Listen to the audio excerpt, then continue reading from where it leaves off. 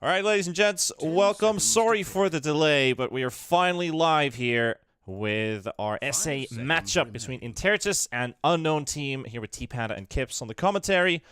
Hopefully everything is sorted and put into place. So I believe we're ready for some Dota. The draft is already pretty much already done here. So where do we start, Kips? There's so much to talk.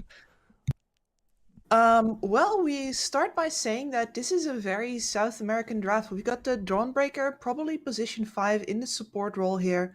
We've got the Weaver. I think the Weaver is every single region right now. On the POS 4 support, together with the Centaur Warrunner, very high damage lane. They're going to be running at this Gyrocopter. And this Gyrocopter has the task of keeping up with the Luna, or I guess if you could also say that Interitus's Luna here has the job of keeping up with the Gyrocopter, since she was picked last here. Right, so we've got a lot of... we could almost say a bit of shenanigans going on with the draft, like considering Interitus, they've got some strong lanes, good competition for mid-game. And Unknown, they have, they have this setup, but what I'm worried about here with this Invoker is, I would kind of want to say lack of stuns, or like lack of proper stuns, because then you're looking at a Quaswex Invo instead of an Exort, and do you have enough damage if you just have a Quaswex Invoker in your team? Is this fully just early mid-game oriented, or do you have any late-game insurance?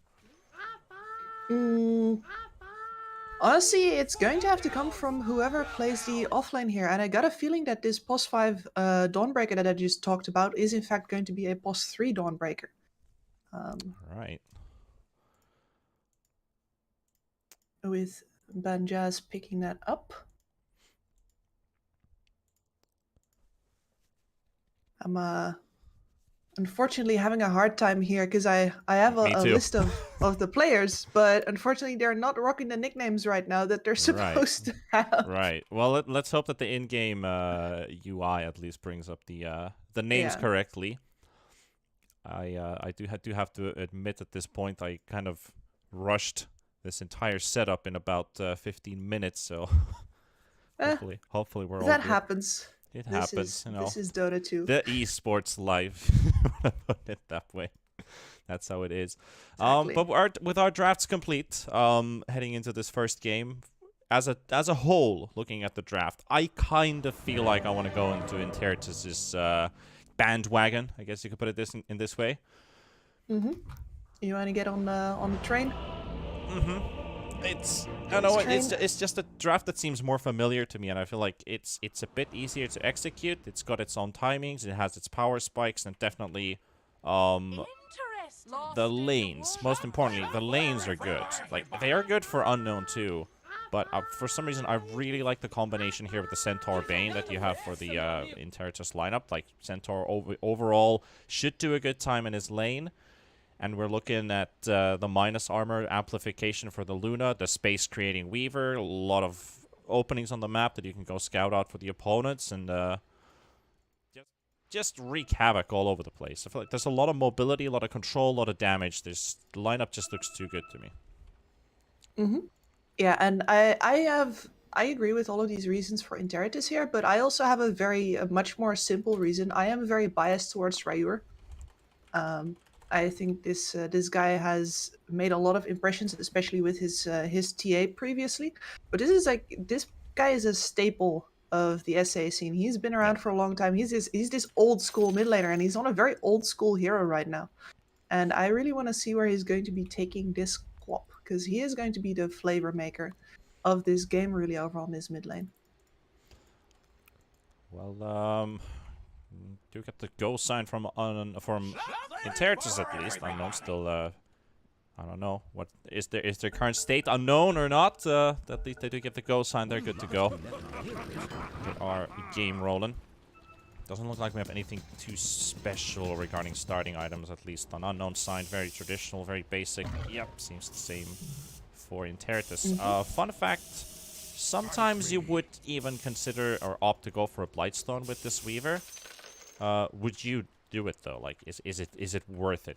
Is the 300 gold for a -2 armor really the thing as a Weaver? If you have, say, a ranged offlaner, definitely, because you can really spam out the enemy here. But with a Centaur, who's most likely not going to be face-to-face with his Gyrocopter, the biggest amount of damage that you're going to be putting in as a Weaver is through the Sukuchi Right. damage. So it's Nice little it's a yeah. That's a good place to be in. Intimidation play, I guess. I wish I understood that meme. We are, you know, we're out of the loop. Maybe we'll catch I- we'll catch the SA banter We're- at some point. We're going to catch. I mean, I'm messaging my sources right now. It's like, what's up with this? Like, what is going on? Is this some specific thing? Though we're not gonna see some aggression, at least here for the bounty spawns. So it looks like we might just go for a potential... Yeah, the Luna's second thinking or having second thoughts about contesting that river room. So Weaver's actually sneaking in from behind. And will snatch one bounty for the team, making it 3 for Interitus. Very nice. And we do have No Name here on the... he's going by Ben Jazz right now. I guess that's what you can do if your name is No Name. You can just put anything in there. But we are going to have him on the offlane Dawnbreaker, so a very strong mid-game brawling presence coming out from him. And a very dangerous lane here with a lot of damage coming out, especially on levels 2 and 3. So this Luna, yeah, they're bringing the Bane down here. They have a strong lane as well, but this is not a trading lane for Unknown. This is a kill lane, and Bane is the best at trading. So we're going to have to see who comes out on top here. I really like the idea of having the Dawnbreaker with the Lion, because Lion, if you land the Earth Spike, you will guarantee Starbreaker if you don't get hit by Lucent Beam, which also kind of counteracts the Dawnbreaker here in this lane. So you gotta kind of bait 1-2 spells out to see the rest of the equation. So you have to wait for the Lucent Beam to go on cooldown to get the continuation. Otherwise, it's just trading one spell for another, not getting like the full... potential out of the combo you have in this lane. But still, good harass. And Bane's job, most importantly here, keep the Lion busy, keep him away, so that he's not hitting the Luna, but instead of the Bane. And I imagine that if the Dire go for a kill here, they're going to try for this Bane because they can't afford to get a Nightmare out later on and interrupt their combo. I agree on that. Mid matchup, looking fairly even here. 6-3, 5-1 here with Rayur and Soul. With the, I kinda dislike the matchup for the Quap in this case of the Invoker already level 3. If you go for 2 points in Quas, you've got so much HP regen that you can easily deal with this this Queen of Pain here in this mid lane. All the harass that you take is basically just brought back as regen. And as you can see, Quaswex is the idea they wanted to go for. While it is actually the Undying going down in the top lane, trying to harass the Centaur, but not enough. Interitus pick up first blood. Very nice. Yeah, I was focused on the mid lane as well because I just realized that this is, of course, Soul, who has apparently 1,000 games on Invoker. So no wonder he is managing this. Yeah, he played it from time to time. So Rayur definitely has his work cut out for him here. Yeah, Quap's gonna get some extra damage and it forces the Fairy Fire out. Interesting turnaround here. No mana on the Quap though, so this EMP does very minimal damage. But outside of that, Invoker still being threatened here by this Queen of Pain. Rayur does not have the mana until now. And as soon as that bottle charge appears, Invoker backs away, gets a bit of a safety distance. Don't want to get killed by that Scream accidentally.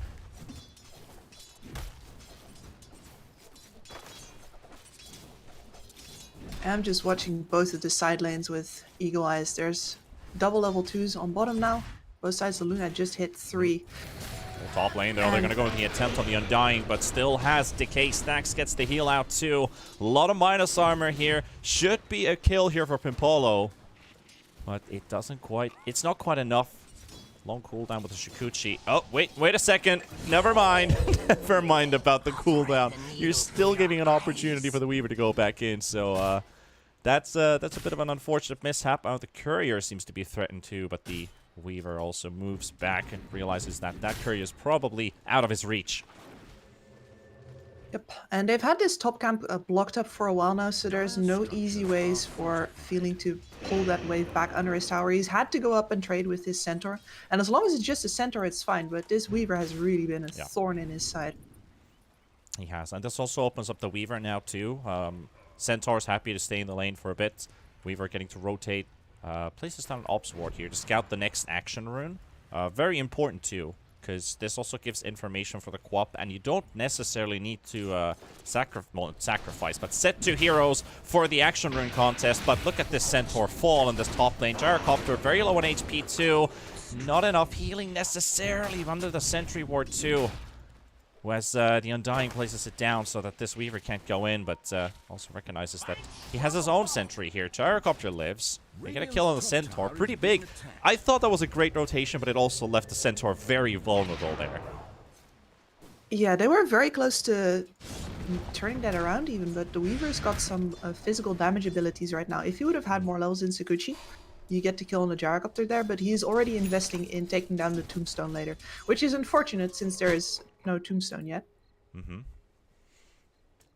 Bit of a pause here to go with. Profitable engagement. Bit of a breather. Just want to double check that we actually do we have somewhat right names here in game compared to the player names. It does look like it. Should be. Most of them. Interitus is going by all of their correct tags. And over on the side of Team Unknown, we do have No Name Benjaz. Yeah, No Name was Benjaz, yeah. And Black Soul, Soul, yeah. Stacked up right, Argus stacked up right, yeah. Bottom, there's a bit of a scuffle going on here with the Dawnbreaker and the Bane. Neither one actually getting killed here. FCR pushes away the Lion from this lane. Luna's had a great lane so far, 28 CS. And hasn't really been bullied by this Dawnbreaker and this Lion, though they get stronger as they bring up levels. Kind of their whole idea of this lane. You can really see here that the necessity of going on the Bane to make sure that the Nightmare doesn't just interrupt the entire combo means that the Luna has been left pretty much unmolested. True, It true. feels really nice for the Radiant right now. It does, it does. They're coming out pretty strong with this laning stage in general, considering that they could have been a tad bit harder. Though at least their bottom lane is doing well, allowing Luna to also rotate fairly healthy into the jungle with the triangle movements, etc. However, top lane, Centaur might be a bit too deep under the tower. Invoker's TPing in. No Urn picked up though, so this is not going to be an Urn charge kill. Is it going to be enough? Is it going to even be a kill? Because this Undying is going to go down first. It goes for Hijack, and Argus holds his ground as they get the kill on the Centaur. Make it a 1-for-1 trade. And as mentioned, Invoker, with that rotation, now has the money for the Urn, but doesn't have any charges yet. So he's going to have to make another play happen soon. That's always bittersweet, isn't it? You're bit, like, yeah. man, I don't have my Urn, but if I get this kill, I'll have my Urn. I'll just... fine. I'll kill him. He's not allowed to be behind the tower anyway. Well, we're 7 minutes in. A couple kills here and there. Bottom might just be another kill happening here with the QoP rotating. Doesn't even want to use Sonic Wave here. Doesn't have the mana for it. Doesn't need it. They have enough damage to take down No Name. Moonlight also on the run, trying to get away. QoP doesn't actually know about this Lion. Lion's going to TP out 2 places down the ward in the jungle. We'll be happy with that. Ooh, Rayur is walking in a nice little find here. Hey, double bounties. Bottle fill, get that mana pool back up, and it's a nice amount of money. Pocket money, I guess, in this case. And he's especially happy with the full recharge here. Yeah. And also, one step closer towards the Orchid. So, I've actually, with Eastern Europe, with the games that we've been casting lately, there's been a lot of Kaya Sanj and just not going for Orchid at all kind of plays. I like to see that the Orchid still is a frequent item on the QoP, despite the varying builds from regions. I think a lot of people right now are leaning into QoP's low base attack time. They're going for a scaling build. You farm with the Scream and you build up to a right clicker as well. Yep. But Rayur Here, is old top school. lane. They do have the Stampede. They're going to isolate this Gyrocopter. They don't take any second chances with this, leaving the gyrocopter up. They blow everything. Make sure that they get this kill. And that is also the highest net worth hero from Unknown getting killed, so it's always money in the bank for Interitus. And now we're going to be looking at the tower trade, although this dire top tower has already taken a lot of hits and the bottom tower hasn't, so FCR, he gets to TP out barely on the bottom lane, but they could still think about holding this tower. Potentially. At least for Interitus, they want to establish control in the top lane with that Ops ward about to expire in a couple of minutes next to that mid lane. They want to keep the control of this top area, but now that you mention it, they could actually just TP to defend this bottom lane. Sadly, only 2 teleports. Only the Bane and the Centaur are able to get there, so they might just leave it. They should have done it about 10 seconds ago. The trade is basically made now. The other thing that I want to point out actually is that since both of the side lanes were so pressure heavy, like no heroes could leave, you could see that with the Weaver going away once and the Centaur immediately dying. Very much the same for the Lion up on bottom. It means that neither side has made stacks for their stack farming carry.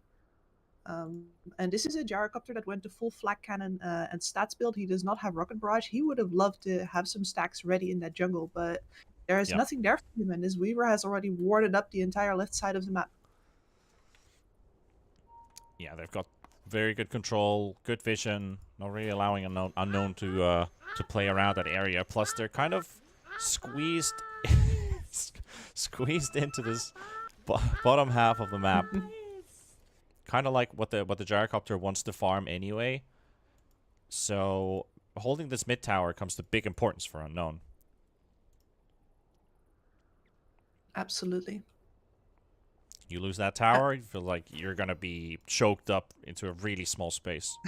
Maybe they muted us. So this is something that I have already seen. This happens a lot, actually. There is a whole bunch of SA teams who have each other muted, just the entire enemy team.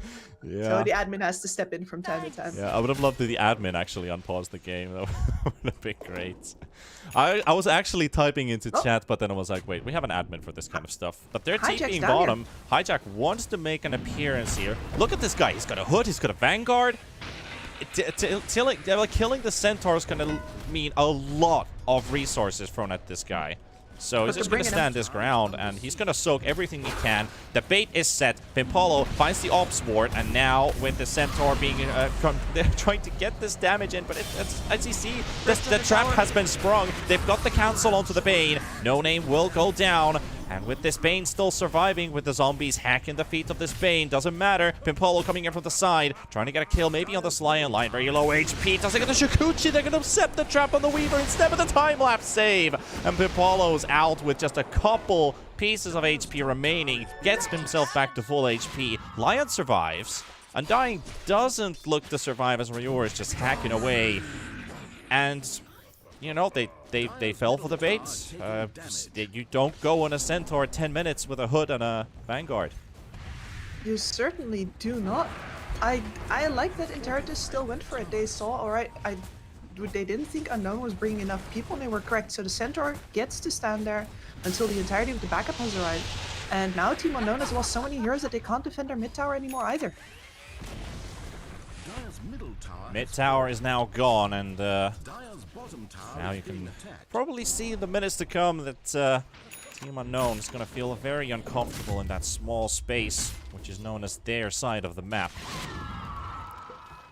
Which areas are going to be infested with Interitus flags? This is our place.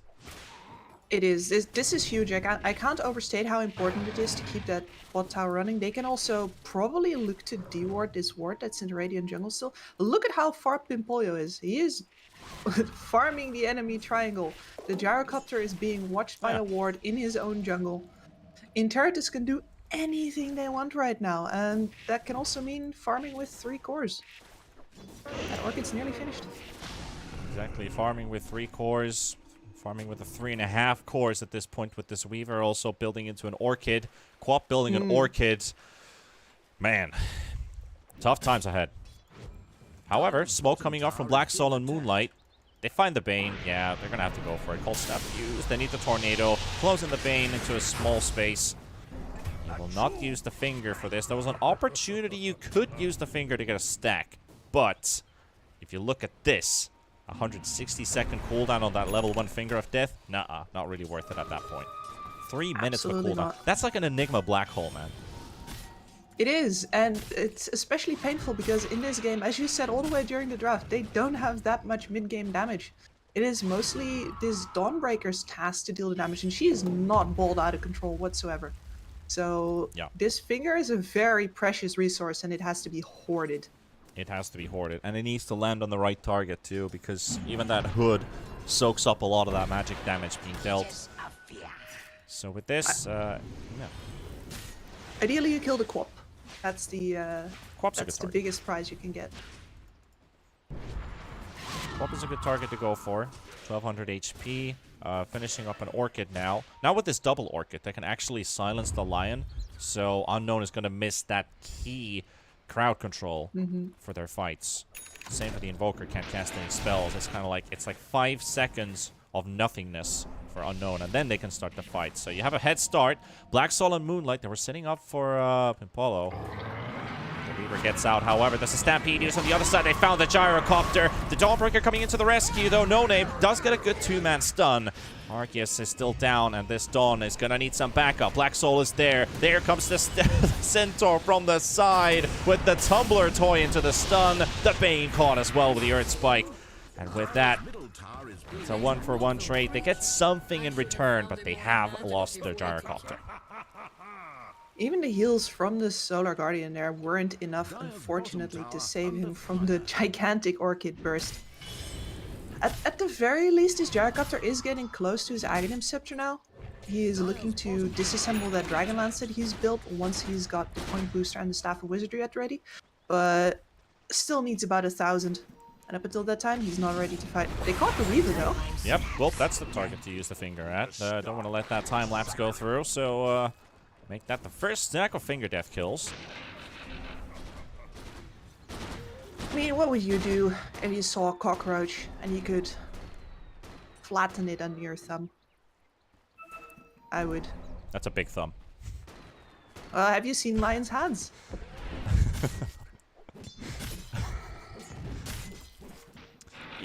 Yeah, I guess we can put it that way.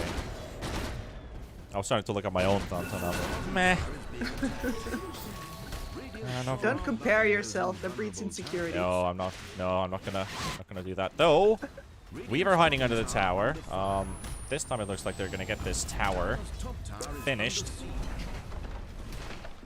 Very important from Unknown to realize this, that they will keep on being squeezed and ran at until they get this tower down, until they get a little bit of breathing space.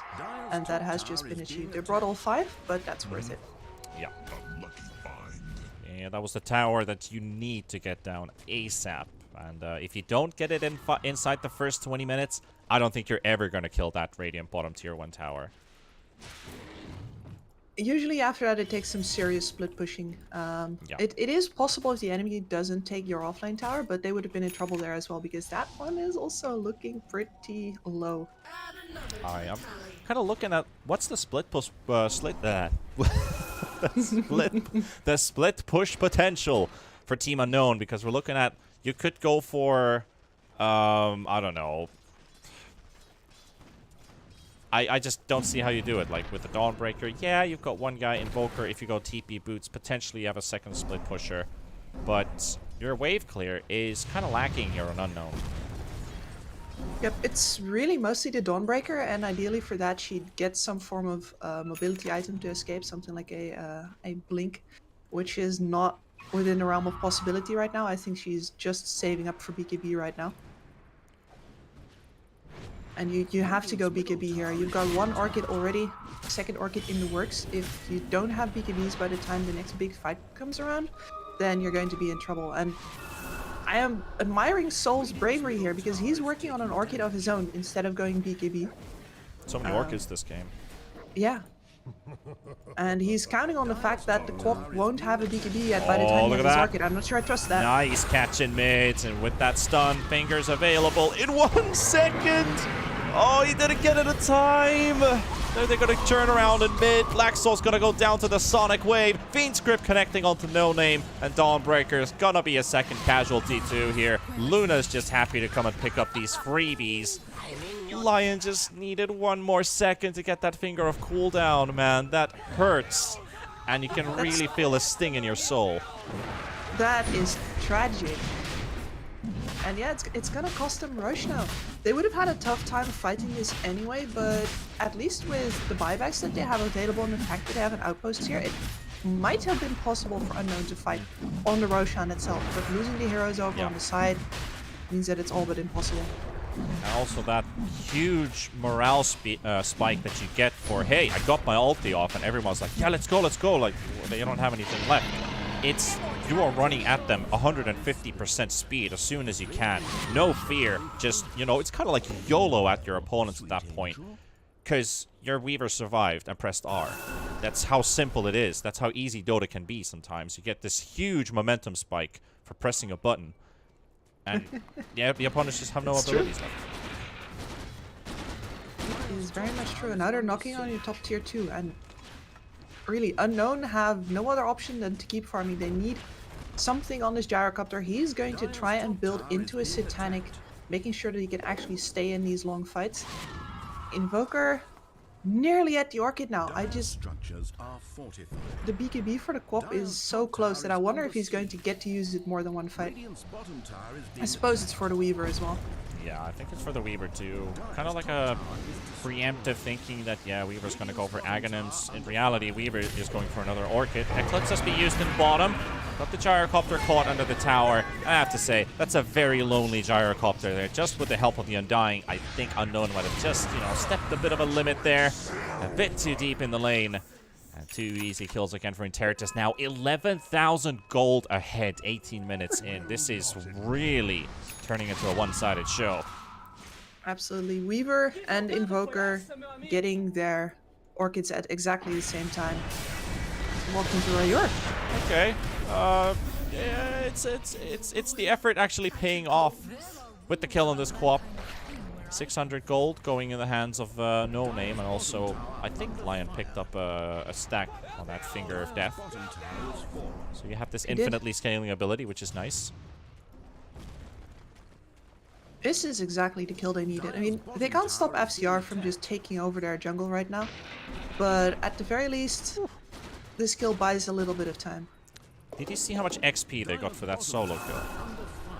I did not. 2,300. That's 700 per piece, and even 700 for Lion. You know how much that is? That's like an entire level for killing the opponent's mid-hero, and this Lion really could use some XP to get that level 2 ulti. That's like, it doesn't look huge in economy. Everyone usually always talks about the money, but at this point, if you can get 1 or 2 kills and your Lion stays alive, he's gonna get like 2-3 levels in a team fight, and suddenly, he's really strong.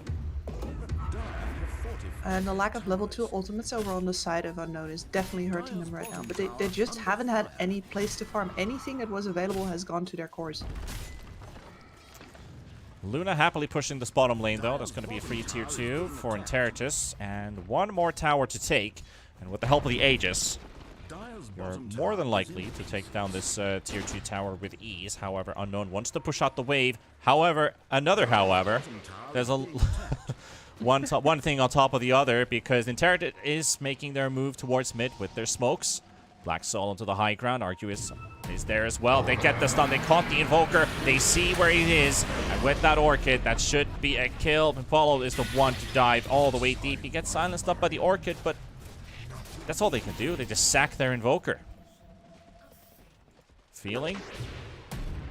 Nice. Just really good stun from the Centaur. There's no chance that Unknown can move around even in their own jungle if this Centaur is landing every single war stump or roof stump. I think it's played a really great game. He built super tanky early, putting them into a position where they could actually defend this bottom tower. Instead of going for the initiation, he left that over to the rest of his team. And after he'd been a big bully roadblock enough, he has now transitioned into quite the initiator. I'm really enjoying his play so far. More sprays, more tags, the confidence being shown here from the Radiant squad as they're slowly choking out Unknown into their turtle defense. There is a, well, at least there's a Crypt Swarm, or the Swarm thrown into the bot lane, so that wave's gonna start pushing. Start thinking about high ground for a moment, though that Aegis will expire in 35 seconds. So I think Interitus want to take a couple of minutes, just moving around the base, farming the triangle, slowing down Team Unknown, waiting for next Roshan, maybe one next big item. Potentially even a pickoff or a smoke attempt from Unknown. They're not in a hurry. No, they're not. And this Luna has been building into a Skadi, which is very unfortunate news for the Gyrocopter, who's putting all of his eggs into the Satanic basket right now. That lifesteal is not going to do nearly as much for him as he'd hope. That's not good enough.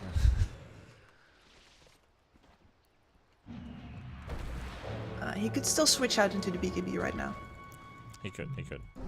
I thought he would catch on to my Pirates of the Caribbean reference. Oh. That's sorry. Okay. That's okay. It was a Pirates reference. It flew past by. I like to wave at those. 15-6. Only 6 kills for Unknown. Majority of those have been picked up by the Invoker and the Dawnbreaker, so still not that many. But now they have the BKB of the no-name, building up into a halberd. That's gonna be useful against the Luna. But for Unknown, they're like, we need at least, as a total, we're gonna need like 4 to 5 items until we can actually make a dent into Interitus. With the current items that they have, it's not enough. And you're talking about a halberd and how useful that is versus Luna. It's also great versus the Gyrocopter, and there's already one on hijack. Yep, that too. Plus, with that halberd on the Centaur, status resistance, magic resistance, physical damage resistance. With only 5 armor, he's still super hard to kill.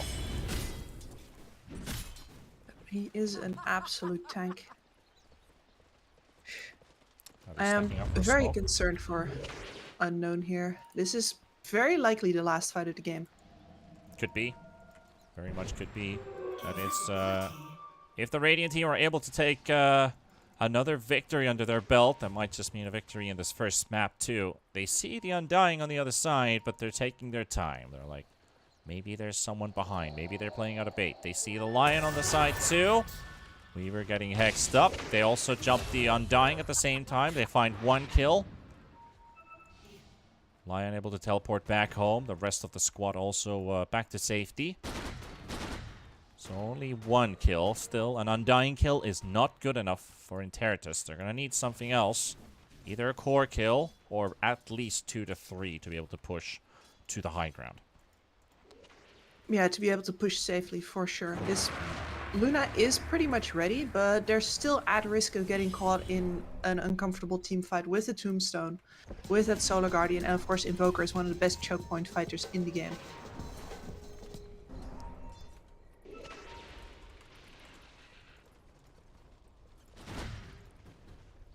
Gyrocopter going for... he's got a Daedalus lined up. That could be an item that already starts to hurt the Radiant team.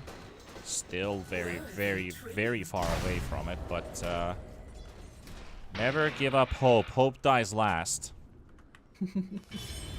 Spotted the Centaur in mid. Still no, they're past attempts. I'll let him be. Another smoke. Maximum time Roshan, by the way. Like 2 minutes 50 seconds-ish. He could run into your Rayur here, but he's got a BKB, he's got a Bane to back him up. This is a hard kill. Blink Hex is what starts things off with. And Unknown are just happy with placing down Vision. But it looks like they've actually found the Ops Ward on the cliff too. There's been some pinging onto this cliff. Thinking about Roshan, but that 2 minutes just might play into Unknown's favor. Rayur closing up. Now. You see the Queen of Pain. Moonlight has to go in first, but he needs instant backup. They're still playing it safe. Still waiting in the back. Did you see that lion bait? Yep. I'm seeing the lion is walking in a circle around the cliff. Come and take me. Hijack finds Black Soul. Or does he? He's the camp's been farmed. They know that they now know the location of where Unknown's heroes are. But it's still a very, very waiting feeling. Moonlight. Okay, the trap has sprung. They've got the catch. They've got the finger of death to play onto this Quap as well, but still not enough. And she blinks away with the BKB. 400 HP remaining, and Rayur lives. It just wasn't enough damage. It was the right play. It was, absolutely. And I love that Interitus is like, this is a mousetrap. Let's put our fingers in here, shall we? See if our fingers are tough enough. And as you know what? They are 70k ahead. They could totally do that. Yeah, I think like they're removing the cheese from the trap in slow motion. They can see that it's moving, but they've already removed the cheese and they're out. Manipulating time, I guess, at this point. 17,000 gold advantage. Unknown with the full might, with the full force of 5 heroes, throwing every single spell at a hexed Quap, and Quap lives. I think we can all make our assumptions here. I mean, we've all been there, haven't we? We have.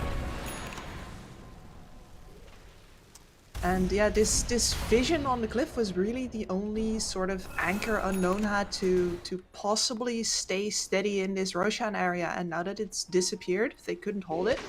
They have lost pretty much any chances at keeping the Rose here, especially now that FCR picks up a casual DD rune in his bottle. Why not? I wonder if Mahaz is still taking calls about those. You're starting to think about is there like a difficulty adjustment meter here in the Dota settings? Well,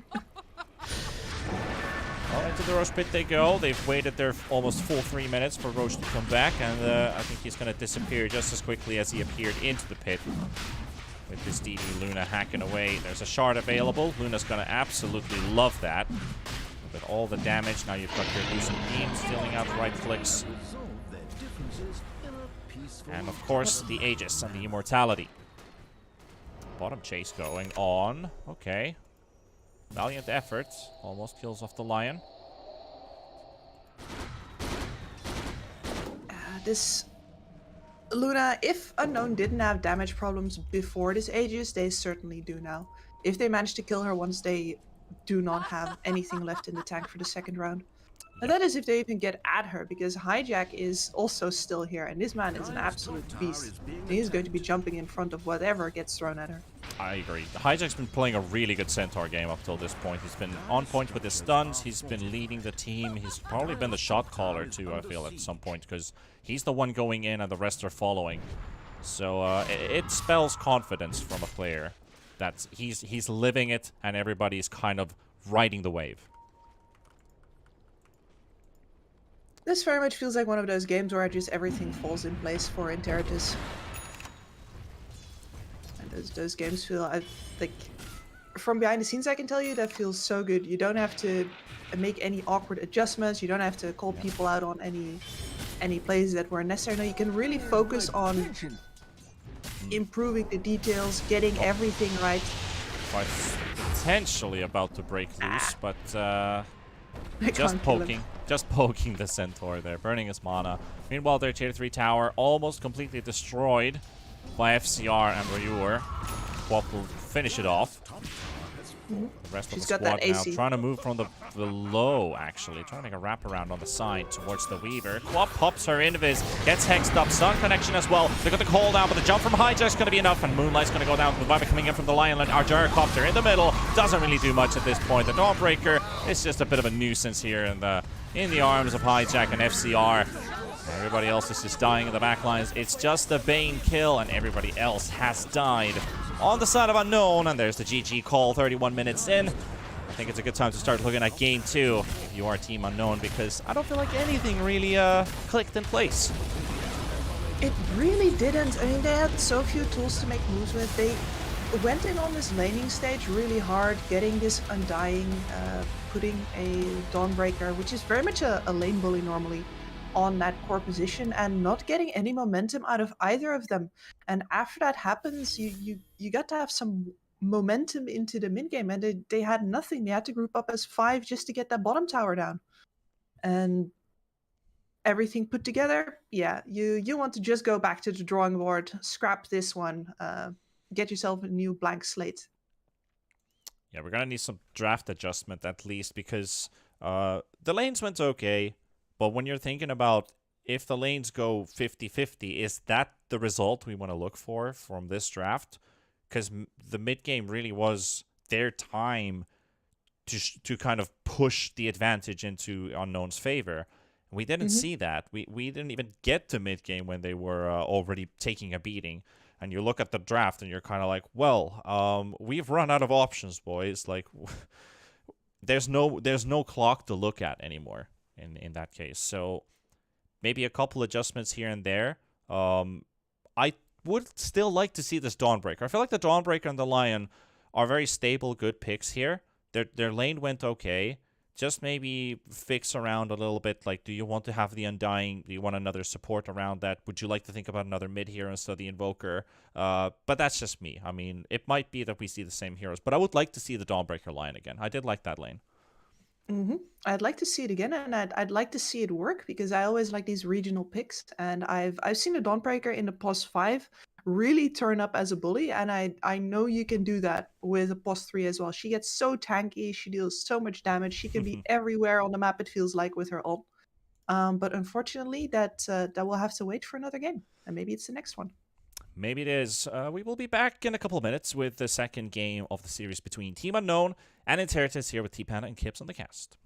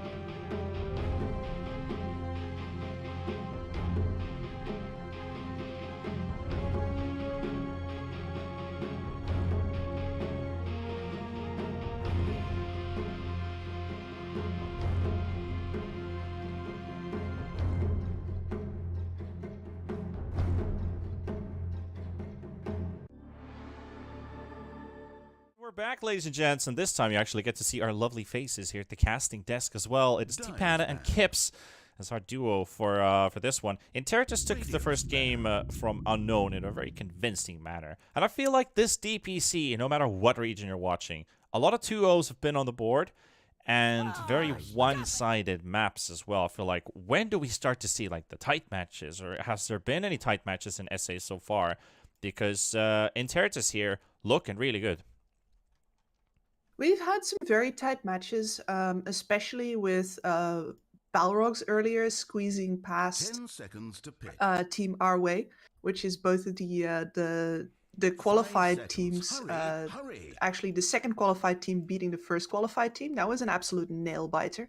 Team pick. And I think in general, a bunch of the heavier matches of the season, of the teams that are expected to do well, are backloaded to make sure that there's always still something to play for. So that might be one of the reasons why we see some of the more clean 2-0s at this start of the season.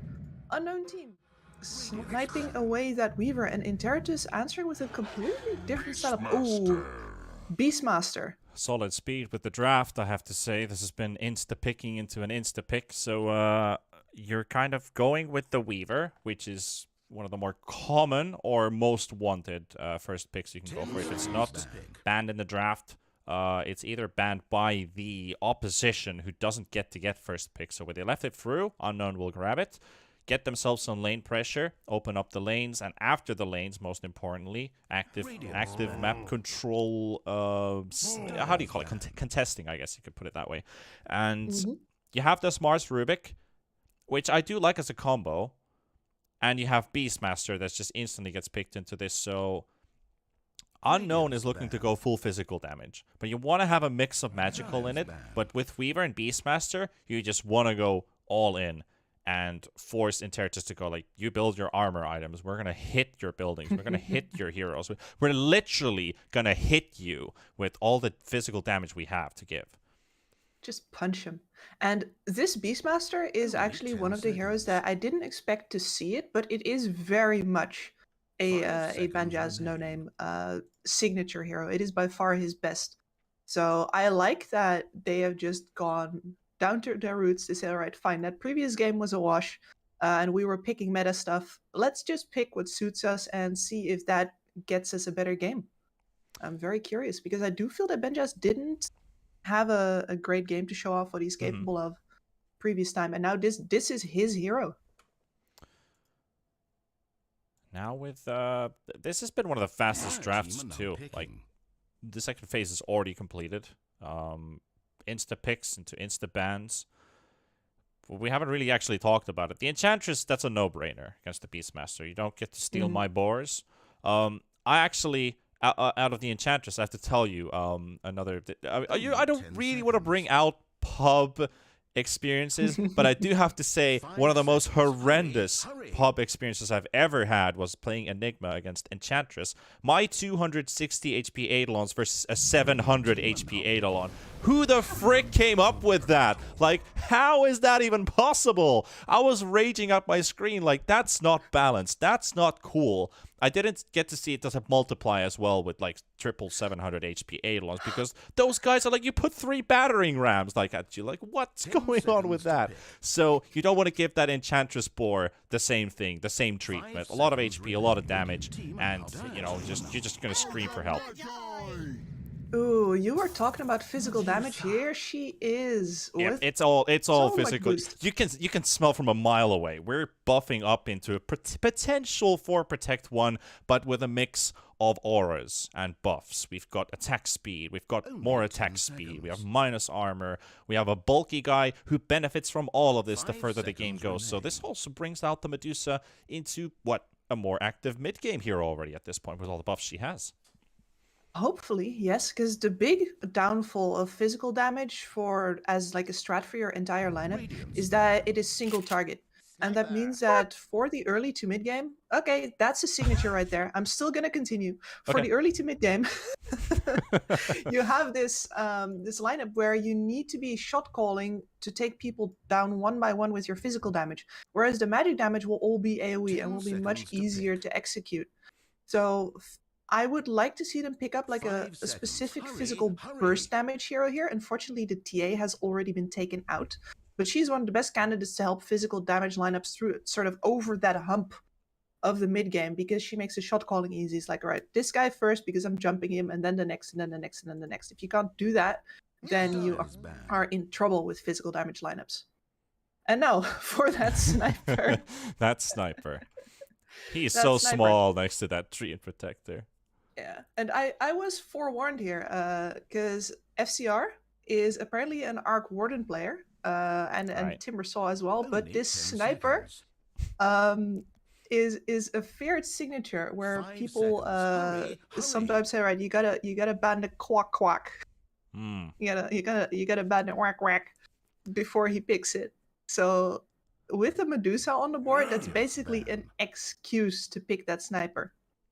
Yeah, it's definitely lining up pretty nicely. They've got a lot of frontline protection for the sniper, and Unknown, they have a Weaver who could jump the backline, but you don't jump the sniper on a Weaver. You're just gonna get bashed in the face. You're gonna quack, quack. This is gonna be the only thing that you're gonna be hearing, and that times like exponentially 3 with the speed of it. But Yep. I agree. The 5 sniper seconds does remain. bring out that required damage. Lines up nicely with the Treant and the Mars, especially the Mars Arena too, because projectiles on your Radiant allies team go pick. through. Medusas get blocked though, Mm-hmm. so Medusa can't help her teammates if Mars is ulting everybody else except the Medusa. Medusa can help with the Stone Gaze, but Sniper's gonna have a free time, just sit back, take a nice position in your 10 chair, seconds to right pick. click once, put your hands behind your back, and just enjoy the ride. 5 seconds. Hurry. Pretty much, hurry. yeah. You just pointed out exactly why I don't like this Medusa pick here, because this Mars Rubik already pretty much neuters her, and it goes on for quite a long time. Rubik takes away your base damage. She's going to be building stats. I guess statsless Medusa then, but you're never going to get rid of the Mars problem anyway, because he's just going to he's going to turn his bulwark on and redirect most of your shots towards him. Who's going to jump this sniper? Nobody. Yeah, it's like you're kind of need to build a blink on this Beastmaster, but you also want to build Overlord for the push. The Time to auras. Mhm. pick. Ember Spirit. Ember kind of does the trick. Yeah, okay, Ember kind of does the trick here. Plus, he can evade some of those sniper right clicks too with his jumps, with his Slate of Fist. And he's able to move out of the Mars arena. Only downside is he can't get out of the overgrowth. Only There's 10 nothing that saves you seconds. from the overgrowth except if you itemize against it. 5 the seconds BKB remain. most likely is the item pickup that comes to mind here for this Ember Spirit. He would like to go for stuff like Aghanims at least. You need a potential damage dealing item like Maelstrom, for example. Something to farm with if you're not going to prioritize your whole early game into farming the jungle before Medusa takes over. Agreed. This defensive itemization is going to be a thorn in his side because he's basically his team's only magical damage.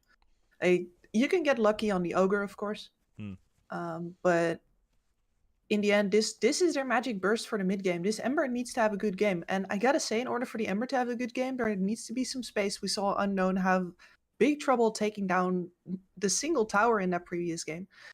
The Beastmaster needs to be able to pressure out whoever is going to be on the safe lane. It might not even end up being the sniper. I'm pretty sure Ryur could take this as well. And then probably also take the mid in order for Unknown to get the space for all these Let's cores. begin the Dota. I was be actually strong. laughing at the thought here that they should put Ember Spirit as a 4 and put Ogre into mid and have even more early game fighting potential. But they will put the Ogre as a support. They'll put the Ember Spirit into mid in the end. I might be impacted by the old Thunder Predator with Matthew and his pause 4 Ember Spirit.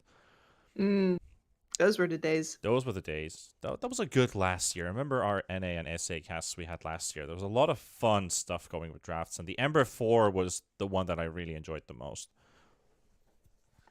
I can remember Hiko doing a bunch of that as well. Hiko would really like all of these strange heroes to work at. Yeah.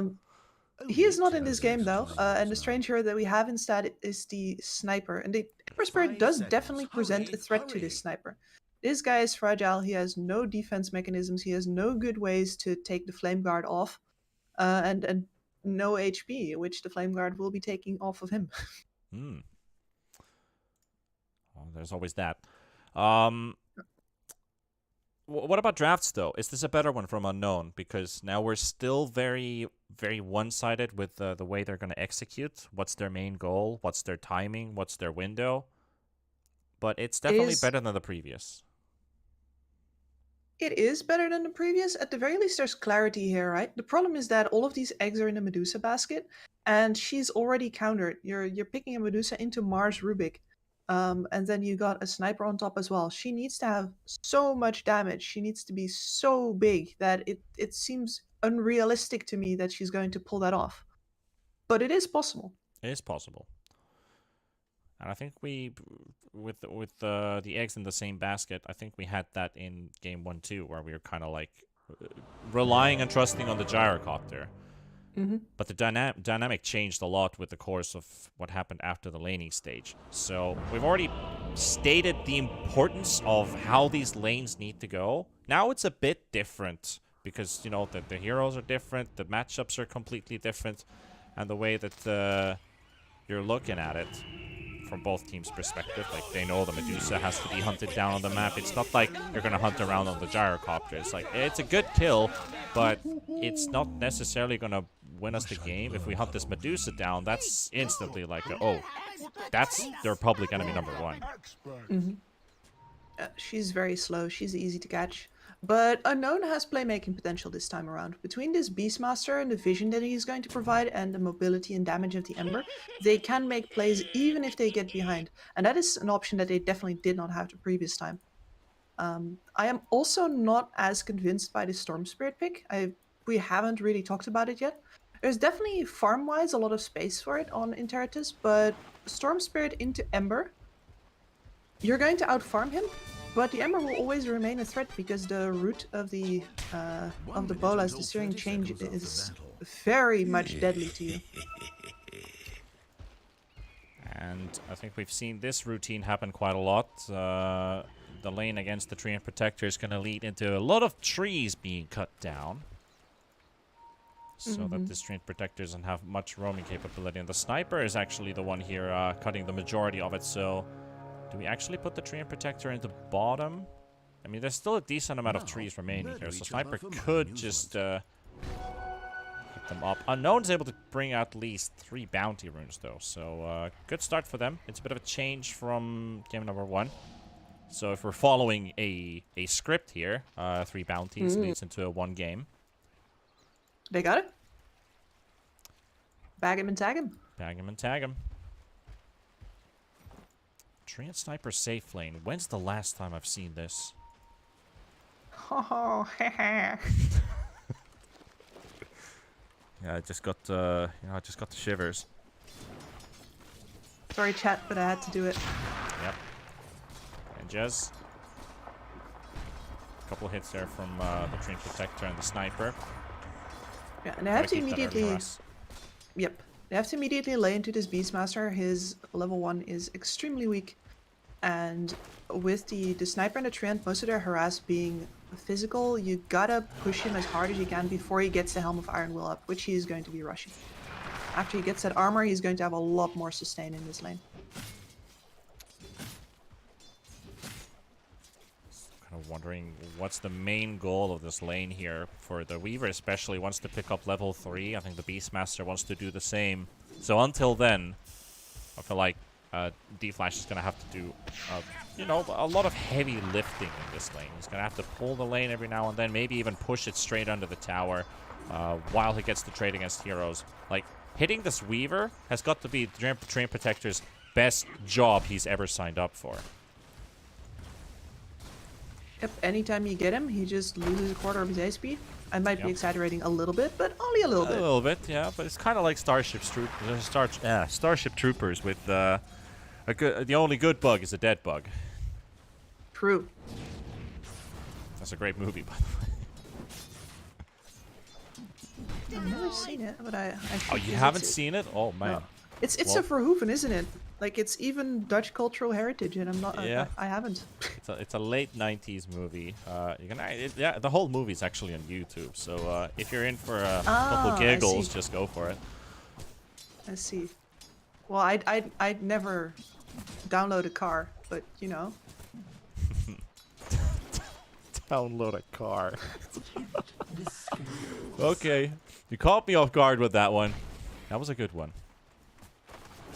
Argus with Medusa is gonna have a pretty fun time with this lane. I think Mars is of course gonna be annoying, but Ogre's doing Ogre things, so makes this lane a whole lot easier for this Medusa to be in. So if they can keep this up, potentially maybe even the Weaver gets a couple stacks in on that top half. Medusa's gonna get the great start for the game, get those items fast. You've got Bloodlust. You're also gonna be getting from the Ogre Magi. This lane is definitely going to turn up once the Medusa. Yeah, she just hit her level 3 just now. And now it's getting harder for the Mars to just stay in trade because he's going to be getting hit with that Mystic Snake every couple of seconds. And you can see that early point in the Bulwark too, so he's got some kind of reduction for all these right clicks that he's constantly tanking. But already down to 120 HP, feeling is a bit too far away. Almost gets the connection from the Snake from the Rubik to bounce onto the Mars. That might have potentially led into a kill. Or at least very close to it, at least. There's a South being used. Regen running out. 10 stick charges on the Rubik. Now Rubik's on the run. Ogre's found another target to prioritize. Snake's also on their way. And this should be first blood, potentially. Pipolo, very far used up. Couple missed right clicks on the low ground. And Rubik walks out with his life still intact. That's a painful point to lose that much HP on the Rubik, because you'd really want here, because you also have the level 3 on the Mars, you'd ideally want to get a kill. But as I'm saying that, he does have that point in the Bulwark. That's a lot of damage missing. I don't think they actually can go for this Medusa anymore. She's pretty safe in this lane now. Yeah, missing a point in your damage dealing to reduce damage being dealt onto you, so that automatically deducts a little bit from the capabilities here of Hijack. You look at that slow moonwalk back out from that lane. He's now picked up a Helm of Iron Will, so Mars has got a lot of armor to work with. Sadly, that Snake still punches through, and look at that! Oh, what a powerful Snake! Takes a bite off of Hijack. He's down to 20 HP, and he walks out. But he's gonna have to TP all the way back home, and Medusa is living the life right now, and this is good for Unknown. She is so happy right now, and the fact that she is having that good of a lane and Rubik had to go on mid. Yep, looking at that. Bug still chewing on the Storm Spirit, but Storm's gonna be fine with that. Good attempt on the Ember, but it ends up being a 1v2, so gotta be careful with those. No bottle refill. No, he already got that just now. The Rubik already TP'd in, so they had to do the bottle refill in order to get this opportunity at all. And it has unfortunately been missed. Yep. It's kind of like, next support please. Line up the queue from the fountain. But I don't think the Treant has been sent back to base even once. He's had a pretty great lane up top here, and his Sniper is currently topping the CS charts. He is completely unbothered. Both safe lanes are enjoying their game so far, yeah. But we did mention about this Beastmaster ramping up in potential with this kill potential both, but also the damage he's able to deal onto the Sniper in this lane if he picks up a couple levels. So it might change in a few minutes. However, something that also does change in a few minutes is Storm Spirit's life being taken away.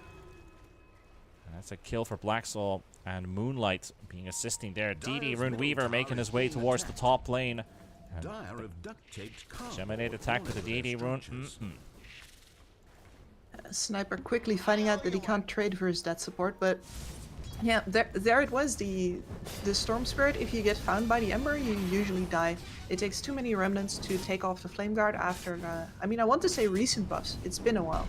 But yeah, that's like a very grim life where you just have to admit, like, yeah, you're just gonna die. So, Moonlight, however, found an FCR. Can he get this kill in time? The DD Rune runs out as well. The Bug is still chewing on the Sniper, and it's gonna be worth it in the end because they've got the Swarm still on the Flash, and Rayur gets a kill on Feeling. Treant gets away. But with -9 armor on the Stream Protector, but the help of the living armor is gonna at least add into a little bit into that. So kills happening all over the map. 2-2 on the scoreboard now. Are most gracious. And none of them anywhere near the Medusa. She is... Well, this is the right start. They're not out of the woods, but this is definitely the start of the game that you need if you want to play up against all of this. I agree. It's going in the right direction, at least. If they can just keep the course, make sure that they have a captain in the helm. Radiant's middle tower is taking damage. They just love their voice lines, man. My spam those god, what is it with the my god lines? Get the support packs. I feel like SA Radiant's could have bottom some tower is being attacked. pretty solid ones. They have some amazing voice lines. Okay, would you look at that? It's a easy arcane for the Ember Spirit. Very important to take it away from the storm. Yeah, surprisingly enough, Unknown right now is letting this Mars, who's had a pretty rough time of it, not only recover and get his level 6 uncontested, but he is also soloing this bottom tower right now. And Treant is being Still hunted focused on right top. now in the trees. Yep, they're chasing all the way, almost to the tier 2 trees. Push that Treant Protector away so that he's not able to protect the tower. And that's going to be a tier 1 tower taken by Unknown. And I think we're in the similar situation where we were with Interitus in game number 1. They could still defend this bottom tier 1 tower. And they've got the TPs for it. They do. They don't have the big tank at the ready though, unless they would really like to offer up feeling here.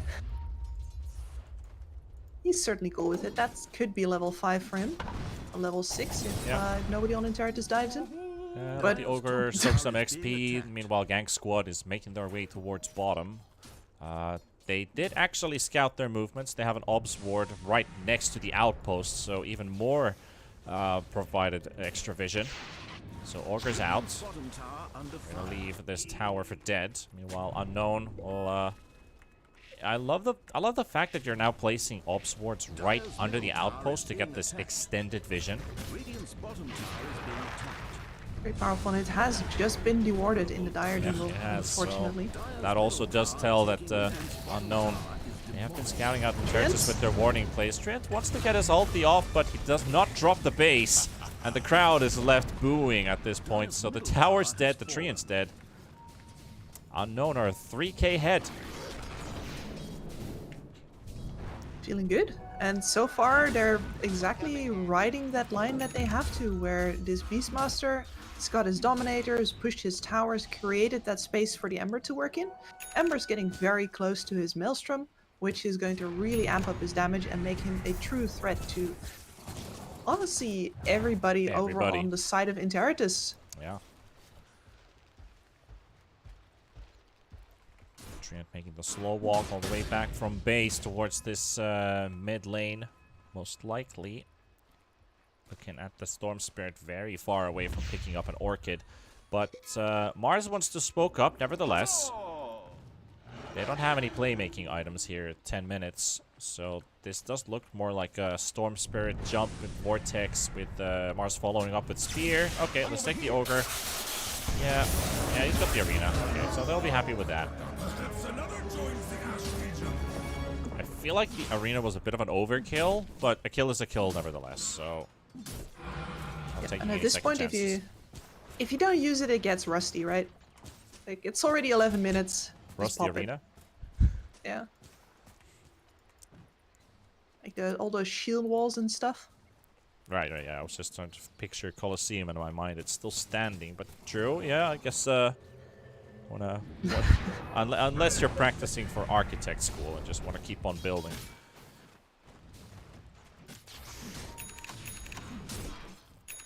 Pretty calm start outside of that. Bit of farming going on here and there. I feel like Unknown, they're prioritizing with farm. Bit of lane push with the help of their Beastmaster. Vlad soon up. And with that Overlord, I think that's the timing when Unknown really starts to push the throttle. They're looking for this Rubik, but Rubik is hard to catch with that Shikuchi. You even see the Mars in the top lane, but he's also too far away. So we're just gonna farm. Yeah. It's honestly the right scenario for both teams. There is, of course, playmaking potential on Unknown, and they have the space for that now. But they know that their real win condition is the Dusa here. So as long as they don't expose her, they can just keep on farming. And Interitus is like, alright, fine, we're not gonna rock the boat here. We're not gonna remind you that we could be fighting in this game, because our sniper would really rather get something else than just Dragonlance before he needs to get involved. Yeah, what would you get on the sniper here in this game? Hard to say. Yeah, I mean, you already got the Mask of Madness, so you don't need Maelstrom here. If you did skip the Mask of Madness, then you would probably be looking at, like, Maelstrom with a casual Crystallis. You could then either build into Daedalus or, like in this case, Silver Edge, for example. That's what I was thinking about. So, Mask of Madness, the farming tool, even though you are single targeting everything right now. Chain Protector's also getting single targeting everything of his currently. Drops the base on top of the Ember. And Rayur comes to the rescue, but is it going to be enough to take this Ember down? It is going to be the dead Ember here. He did not have mana to jump out with the Remnant. Trade kill from Moonlight. It's a slight relief. It's something. But Ember didn't get his stick charges off, so he didn't get his Remnant. A little bit of an over-engagement. Yeah, meanwhile in the Roche pit. Medusa going to work. Lads at the ready, army at the ready. The snowball from Unknown is gathering speed. It is, and Medusa getting enabled earlier on is exactly the goal that we're looking for with this draft, that they could not only just farm with this hero towards the late game, but actually be active in mid game, because Storm Spirit, Mars, Rubik, these are all really good heroes with damage dealing and bursting and always finding kills. And then you have 3 of them put together. You're always going to lose 2 to 3 heroes in a team fight against Interitus. So if they have the potential of bringing up the Medusa into speed, they will take it. They are playing accordingly.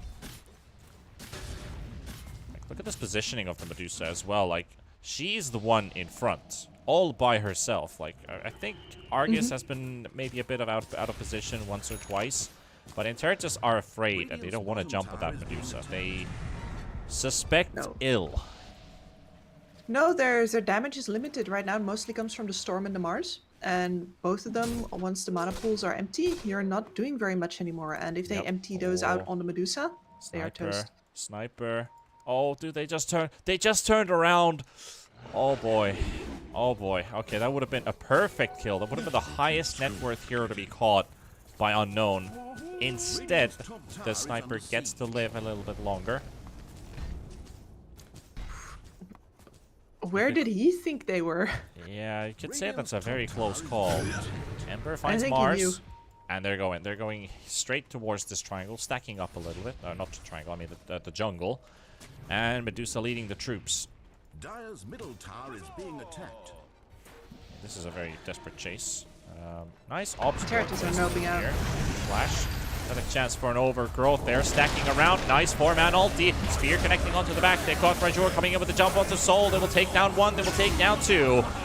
And feeling also low on HP, but FCR with that Medusa's gaze, he's forced to turn around.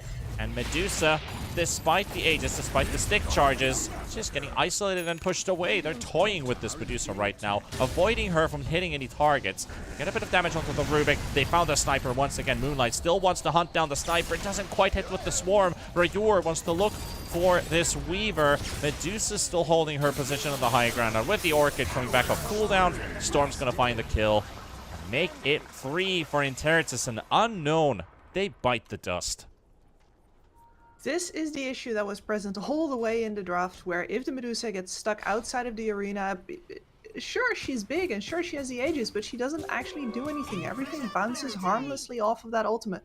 And I gotta say, there's no way the Ember and the Beastmaster should have been on top of each other. That's both of the cores gone in the blink of an eye, and after that, Interitus can just peel the entire team fight apart.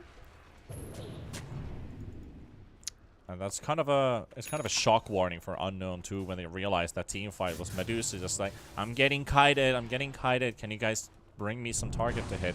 And then you're looking at your stuns. It's Ogre, and then you have the Roar from the Beastmaster on one target with a very long cooldown. So Ogre with Fire Blast is kind of the MVP of this team because he's the only reliable stun in the team. It is, yes, and that roar never came out in the previous fight. It never did. Something that Unknown's gonna have to reconsider again. How do they take these fights? But now Mars is a Blink Dagger. For Interitus, they have 4 heroes. They have 4 heroes with control in their team. So for them, fighting is easier as long as they kite the Medusa, don't get hit by stuns on targets that are about to be clumped up by unknown heroes. So if you see 3 guys approaching you and you get stunned, you're dead. So as long as that scenario is avoided, and if that condition never gets filled, Interitus can still win team fights without losing any members. Like we just saw. We saw 1 hero die, and that was just a Train Protector dropping a 4-man ulti, enabling the entire fight.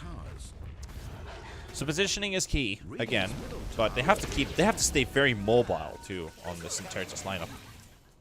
They have to work around this Medusa, and she's going to make that harder. She's got the Daedalus queued up now. She realizes that right now she is ignorable.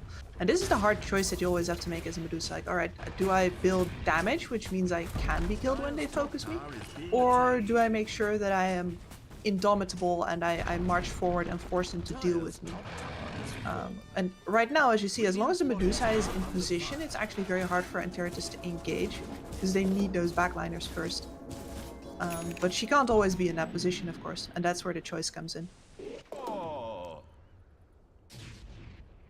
Right, you're hiding in the trees in the bottom lane, hoping for a potential Weaver to show up, maybe. I do like the lane ward placed down by Moonlight all the way in this old bottom tier 1's position.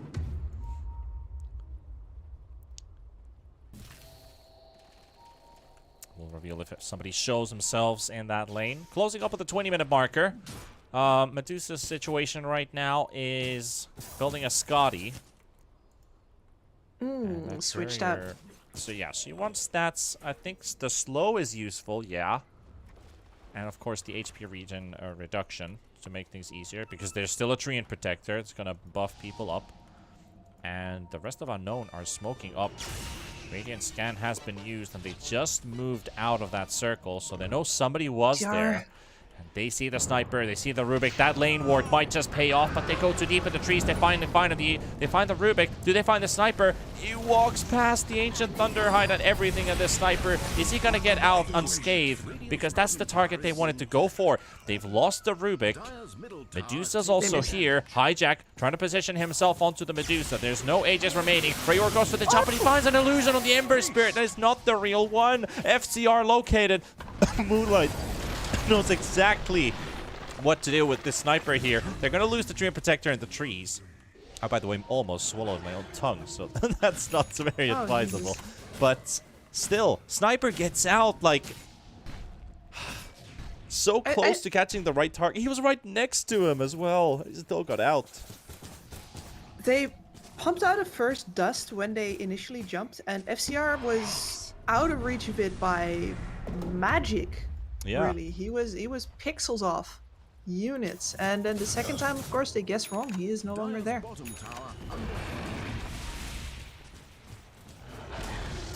Well, that's your bottom tier 1 tower gone. Unknown, they're on full push right now. Could keep on going for the tier 2 tower with the Overlord unit there. There's the Spear and the Medusa, a bit of harassment damage there, but the Mars might have just sold his soul. Meanwhile, jumping onto the backline is the Storm Spirit trying to catch Benjaz. And they've caught Treant Protector stun in the gaze. And look at the plays from Black Soul. Look at the way he jumps to the backline. He secures a triple kill, ultra kill. Maybe even the potential for a rampage, but looks like the sniper might just kill off the Ember Spirit. And it's the Mars who blinks in with the Spear Arena, catching the Ember, and feeling is about to go down too. At least they finished off the tower, but it was almost the perfect play from the Ember, catching those kills, but he still loses his life in the process. This is Medusa demonstrating how hard it is to get past her, because they'd really see none of the heroes are focusing her unless they're very sure that she's out of position. So they spear her back, trying to bring her in. Unfortunately, this Mars gets caught, and it sets up the situation where, yeah, he saves it afterwards, but that cost him a buyback. They don't have that option available next time. Solar Crest soon up for the Treant Protector. Do you think this is the right choice here? Buffing up the sniper here with buffs? Buffing the sniper Absolutely. with buffs. Yeah, I guess that makes sense. They need more damage. You can see that the Dusa is acquiring HP and stats faster than they can do anything about. So, and she's going to continue in front. The other heroes, the Mars and the Storm, are going to have to get most of their plays from positioning anyway, not from the hard damage that they deal. So this is the best thing for the Treant to do, as well as that he can use a little bit of the extra stats that you get out of it. Yeah, yeah. He's been dying so often. Ideally, of course, he buys a Blink Dagger eventually, but his team is not in a position right now where they can afford to have him split push somewhere and get that gold. For Unknown, it feels like it's just free farming area here for the Arceus Medusa. 276 CS, hasn't been killed yet. 104. Pretty decent start, if you would say, for a Medusa here in this game. And now we see the Daedalus come up, which we already discussed earlier, that she wants the damage, she's going to get the damage, and she's going to give it to. Yep, and even in their farming position, they had the Medusa in the most dangerous forward position. Classic push with the wards, and it is Hijack going in first with the spear, but the Mars, he's just getting instantly jumped on with the stuns. They make sure they get this kill. They've got the Beastmaster, but he's a pretty hard target too.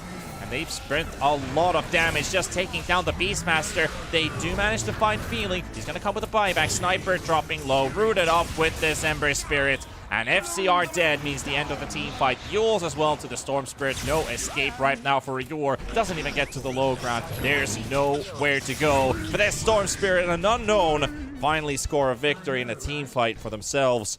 And they take this one 3-4 with a buyback coming in from the Ogre. But most importantly, they were ready for it. It did lead them to having their smokes popped, but with the vision the Ogre gave with that ward placed down, even with Hijack jumping in, they weren't afraid.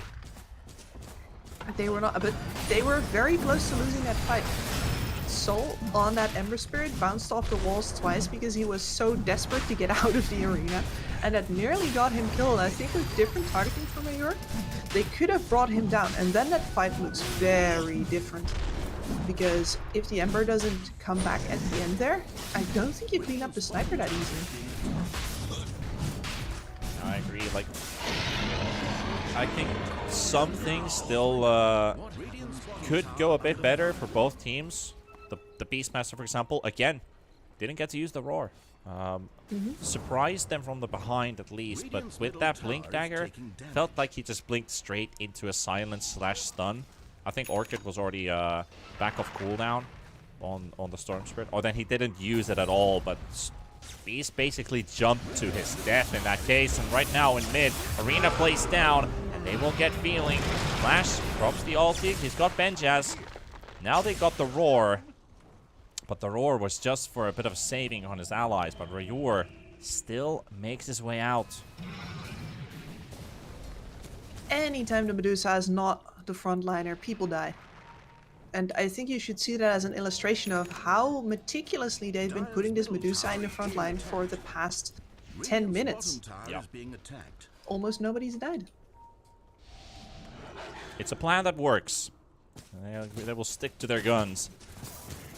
Still holding onto a 9k lead. Hijack finds a bird. Rip Burb. I mean, they have a Burb logo in their team.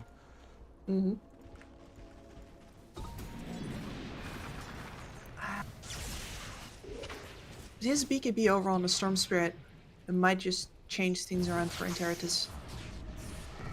He still has to play careful of the Roar, but he's not going to be slowed up by this Ember Spirit or anything that the Ogre might throw at him anymore, so it's very freeing. You kind of don't want to have to buy a BKB as a Storm Spirit. You'd really rather just have a free game, but this is the next best thing.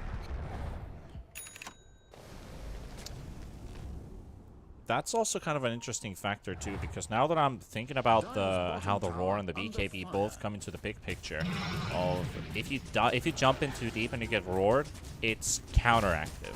But now the Beastmaster could still be doing the same thing of trying to jump the back lines, try to flank from the side with the blink and look for the Roar target.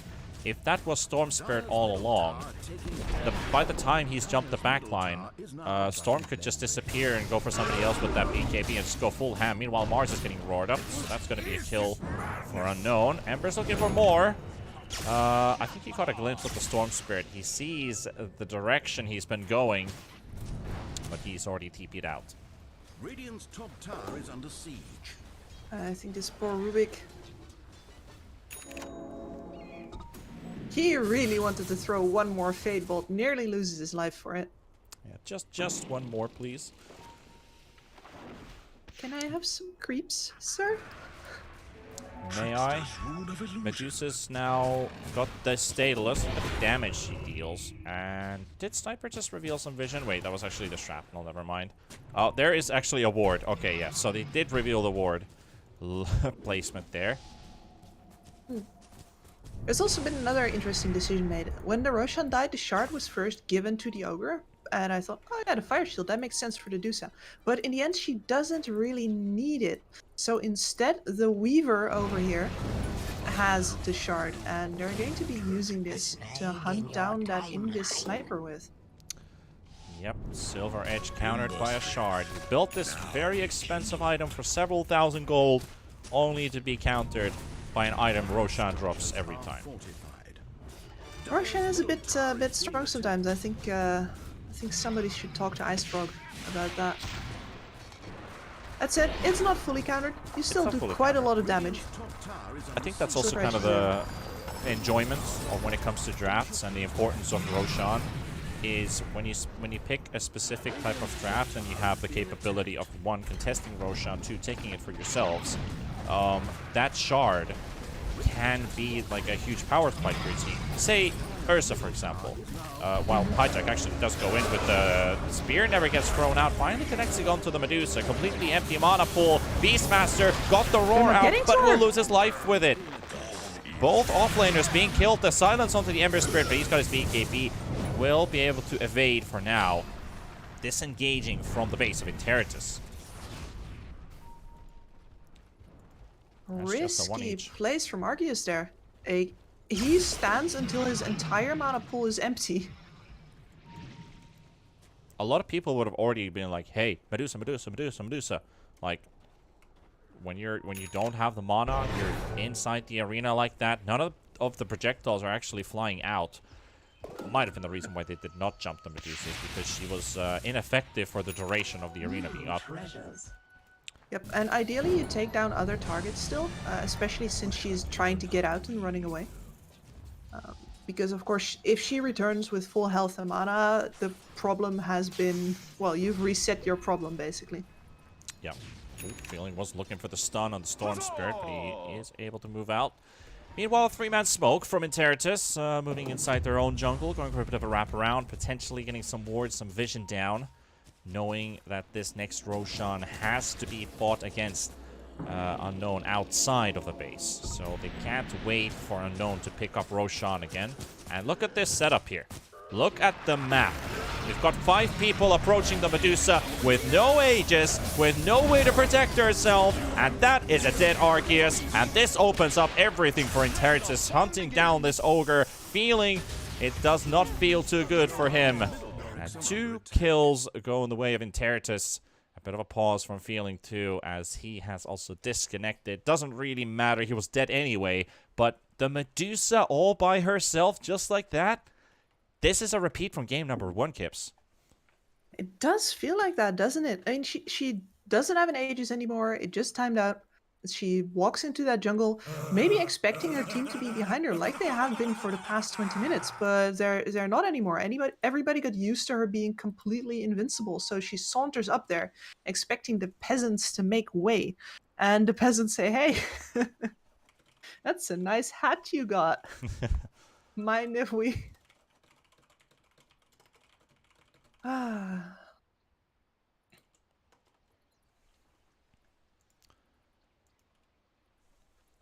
you give a Very couple more kills unfortunate. like this, you're allowing this Dire team back into the game.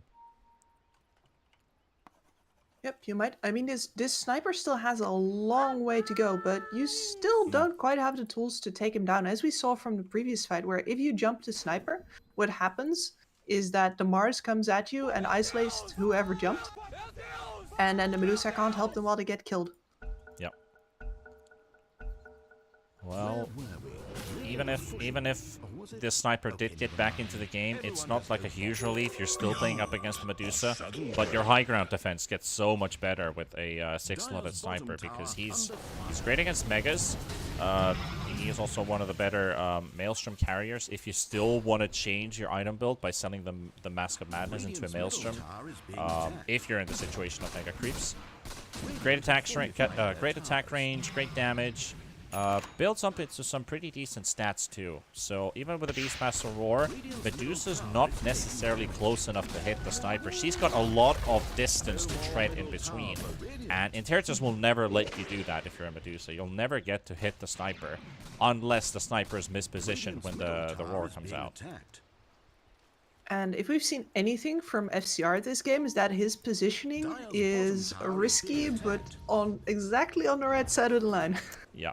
It's enough to bait them in, but it's enough to keep them alive.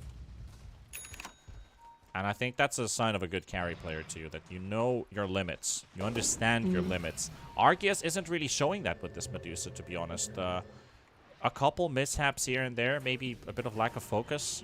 And I don't wanna, you know, blame a player for it, but I feel like what we've seen in these past 2 games, it's a potential win factor for Interitus if they catch this Medusa off guard once or twice, because she's already done it a few times so far. And they are coming up with this aggressive smoke. And I like the move they're doing, but Dire Scan does not detect anything. Yeah. In a second, they're going to realize that something's up. Why is nobody pushing these waves? Why is nobody defending the base right now? Unknown already had an idea. They placed themselves behind the tier 2 towers. Moonlight reveals himself. FCR knows the location of the Weaver, but how do you catch this Weaver? You've got a sentry with the Treant Protector, and Sniper's going to continue chasing for a little bit longer. But there's the TP out, so he's out. So no harm, no foul, and a BKB now ready on the Medusa.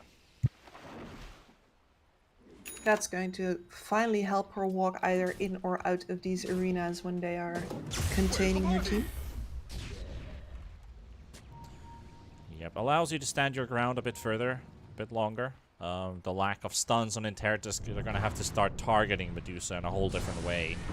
If they initiate and the BKB is still up on the Medusa, they would have to put a lot. They would have to chain stun this Medusa. So I feel like they have to wait the BKB first and play what happens after, so their items get into effect. Like the Orchids, for example. Key item here will be this Blink Dagger over on the Treant Protector. He's nearly there. It will cost him his opportunity to buy back, so it's very risky for him to actually purchase it. Yeah. But what we've seen so far is that this Treant needs to die in order to get into position to get a good overgrowth off. That will no longer be the case, and in fact he will be able to blink in and immobilize the Medusa if she ever pops her BKB and starts chasing people. She does have 2 ways of getting out of it, but at least you know you are trading an ability for one of those. Either the Manta or the BKB. Plus you're catching other heroes as collateral, so that's what the Treant is looking for. As much chaos as possible that they can sow into unknown. Boars are getting vision right now, but Benja's not going for the jump yet, thinking about it. Poor Granite Golem stuck on the cliff. He's king of the hill, literally. He's not giving his place, so No way of getting him off. Is this a new contender for RTZ? Possibly. I mean, they have roughly the same posture. Sorry. Anyway, into the pit. It is the Medusa dealing a decent amount of damage here with the Solar Crest debuffing Roshan's armor. But Interitus, do they read this play or not? Because Rosh is already down. They're thinking about positioning here, but they're not taking the fight to the pit. We talked about the importance of this next Roshan. It's just gonna slide away. And the cheese is in the pit. Given up without a fight. Who needs the cheese, right? You can get all of these beautiful passive items. I feel like that is one of the reasons that people forget the cheese so often these days, is that compared to everything else, it just doesn't do as much. Yeah, goddamn lactose intolerance these days. Including myself. Well, I'm not exactly, but Sucks, least, dude. It sucks. Radiant's Sucks for bottom sure. tower is being attacked. I'm just cow milk Dire's middle allergic. barracks are under attack. It's a bit different. They've cut the wave over on Interitus here, but that doesn't mean a lot when there's still a catapult next to that Medusa who is knocking down your barracks as we speak. Well, they're having fun with this melee racks being sieged up. Spear onto Arceus, pushed away with the bonk. Mana pool almost completely depleted. Still have Mr. Gaze, Meanwhile Regur jumping on the backline, getting a bit of damage onto the Weaver, and Weaver actually dies in the end. And the thing that actually killed her is the Nature's Grasp. So Weaver out. 5 versus 4, still potential here from Hijack. Interitus. Yeah, Hijack is just soaking every hit right now. Pops his BKB. Arceus and Soul can't do much to him. And D-Flash, he still has that ulti, plus his blink in the fountain. I must have them all. Not getting to use his courier, at least for now. So, ulti still available. And Unknown, they know about it. But there's also still a roar on this Beastmaster. Oh, Rubik's getting jumped on, and yeah, that's a quick kill. That's a quick kill. Look at this positioning from Interitus here. They have no intention of meeting the Medusa at their racks again. They were trying to, once again, come from the back. Unknown will not let them. Yeah, even if they don't kill the Medusa, at least burn her entire mana pool, make her vulnerable, make her feel vulnerable. So that could slow down Unknown's push. Everything Exactly. that they can deal is always towards home. And you don't get to see this too often, but there's a Crimson Guard being built on the Mars just because of the split shot arrows from the Medusa. Arceus is now making her way towards the high ground and should finish off the melee racks in mid. Hijack, looking for the angle here. Thinking about it. Actually, just throws the spear into Medusa, kills the creep wave. And that should be it, pretty much. Unknown. They're happy to take the buildings down without losing any of their heroes, so they will continue going with this. That sniper high ground defense really kicking in. This man has a Daedalus now. And he's still as hard to take down as ever. And at some point in the near future, he's going to have the level 25 talent as well. 100 extra attack range. He's going to be absolutely impossible to reach. Benjaz getting buffed up by Bloodlust. 480 movement speed. They can almost catch the storm. Suicidal Bird connects with the stun and almost allowing the Beastmaster to blink in with the roar. Sadly too far away in distance.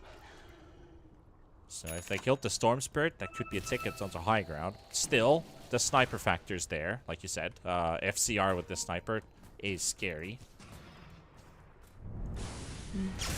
The one who could break his wide open his soul on his Ender Spirit. He's got a Refresher Shard, he's got the BKB and the Ags. He is fully loaded right now. And he is the man who could...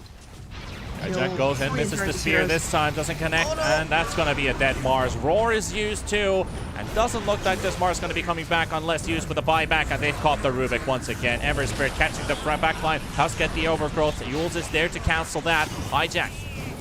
Blink has been cancelled, has the arena, has the spear. They want to blow up this Medusa on the first try, and there's the arena, isolating the Medusa. Medusa versus 4, but they can't deal with this Medusa, except for FCR. There's another sniper ult onto the backline. There's a bit of damage on the Weaver, not enough for a kill though. Soul, he gets saved for a second. He's still making work. He kills off the Mars. Mars with a dieback. Rubik in the trees, TP's away. And the melee racks is down, so Unknown. They make quick work of this. And they make sure that they do not fail this push. As long as they're a unit, they can win this. And now the Beastmaster getting orchided up. He's going to die to the buffs. Debuffs in this case, and Arceus charges in with the gaze, and the stun is there, and FCR is down. The sniper's been killed, and another one with the Tree and Protector falling. Unknown. Looks like they've done it. Finally breaking through. Important factors in that fight. time lapse from the Weaver, Bottom tower. causing them to have to put that much more energy into the Medusa. And in the meantime, indeed, that Ember Spirit murdering the entire backline of Interitus. Yep. It is a really hard defense now. Buybacks have been used. Still 4 versus 4. Make that 4 versus 3 because the Dream Protector is dead. At least they get the return kill on the Ogre. Rayur trying to catch the Medusa. Medusa still has her BKB. Another time lapse and an ultra kill for Argus. They're going to get the Rampage. They're going to make sure they get it. And there we have it. A Rampage out of all things. And we are going to game number 3. So no 2-0s here. Yes. And this one was very well executed by Unknown. You can see throughout this entire game the difficulties that they have to play around. They have all of the tools in their own hand. You go from the Beastmaster to the Ember Spirit to the Dusa, and actually into the Dusa as the main focal point of the game way earlier than I thought. But they're completely correct to do it because you can see how Interitus throughout this game is just trying to solve the puzzle of having to go past that Medusa and having to give up too much in order to do that. Yeah, like they planned it out. They actually got to play the game they wanted to with we were discussing in the draft about the buffs, the playmaking. Medusa getting such a great lane too. Like I feel like something might have maybe either gone wrong with the Mars Rubik, or then they just simply could not contest with the Ogre pushing them out of the lane, forcing to pick up that early point in Bulwark. Really mitigated the kill potential with this Mars, and obviously the Mars Rubik forced to run away most of the time. Snake hurts a lot. Should they have maybe asked for help from the Dream Protector to get like a rotation? Very rarely do you actually get to see that support rotation into the side lane to make it a 3 versus 2 scenario. You very rarely do that anymore these days, but I think that might have been the option for it. Try to get the Medusa out of position and then to get the TP rotation to push in with 3, because you have the damage for it. But Medusa just got such a free lane, which basically just told the whole story of this game in the end, that if Medusa gets a good lane, gets online early, you can almost start to think about tapping out. Yeah, I think the Mars Rubik lane should be able to play that one more aggressively. Maybe you need to pull a wave here and there, put the Medusa under a tower, guarantee a level 3. And then try to go for kills. Because if you trade versus this lane, like was happening here, then yeah, it mostly ended with both Hijack as well as Pippolio just running away. And things sort of snowball from there because Damars doesn't need to be the playmaker in this game. He only gets his first arena off at 11 minutes on a solo Ogre. And that sort of sets the tone for how much they're running after Unknown. And Unknown, in the meantime, is not busy stopping Interitus from anything. They're just achieving their own goals. And they did that very well this game. Yeah. So if both teams have learned enough from both these first 2 games, then this third game might just be a banger. Well, we're going to have to wait a bit. I think we're not going to have to wait too long for game number 3. But we shall still drop by a little ad break. And we shall return with Unknown versus Interitus game number 3.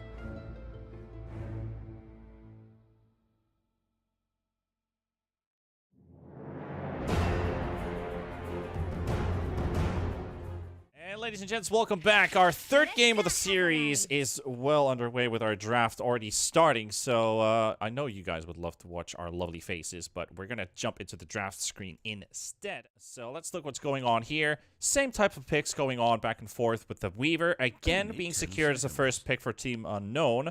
They must be feeling happy. Getting to secure Weaver in the second game as a first pick definitely led to some good things for them. And they get to do it again. So maybe some kind of a repeat draft, at least in one or two pieces, because they came out good with that laning stage. I think even stronger than they did in game number 2. And it felt like a defining factor for their game too. It did, and they also seem to prefer these drafts where they have one hyper carry and they save them and boost them with as many possible abilities. And Weaver is, of course, absolutely ideal for that.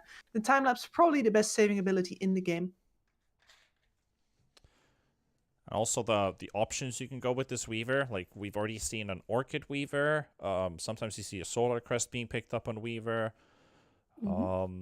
Spirit Vessel most of the time, yeah, that too, because it's just such a great damage item that you have to combine with. You have the bug giving the vision. You've got Spirit Vessel for take damage, and Elsie kind of spells Glass Cannon carry that we're gonna be saving with Press the Attack because we have a hard spell against the Mars Spear. It doesn't necessarily go that way, but it does kind of feel like it, and you want to have. Well, I was thinking Luna, but Luna's banned, so. But something similar.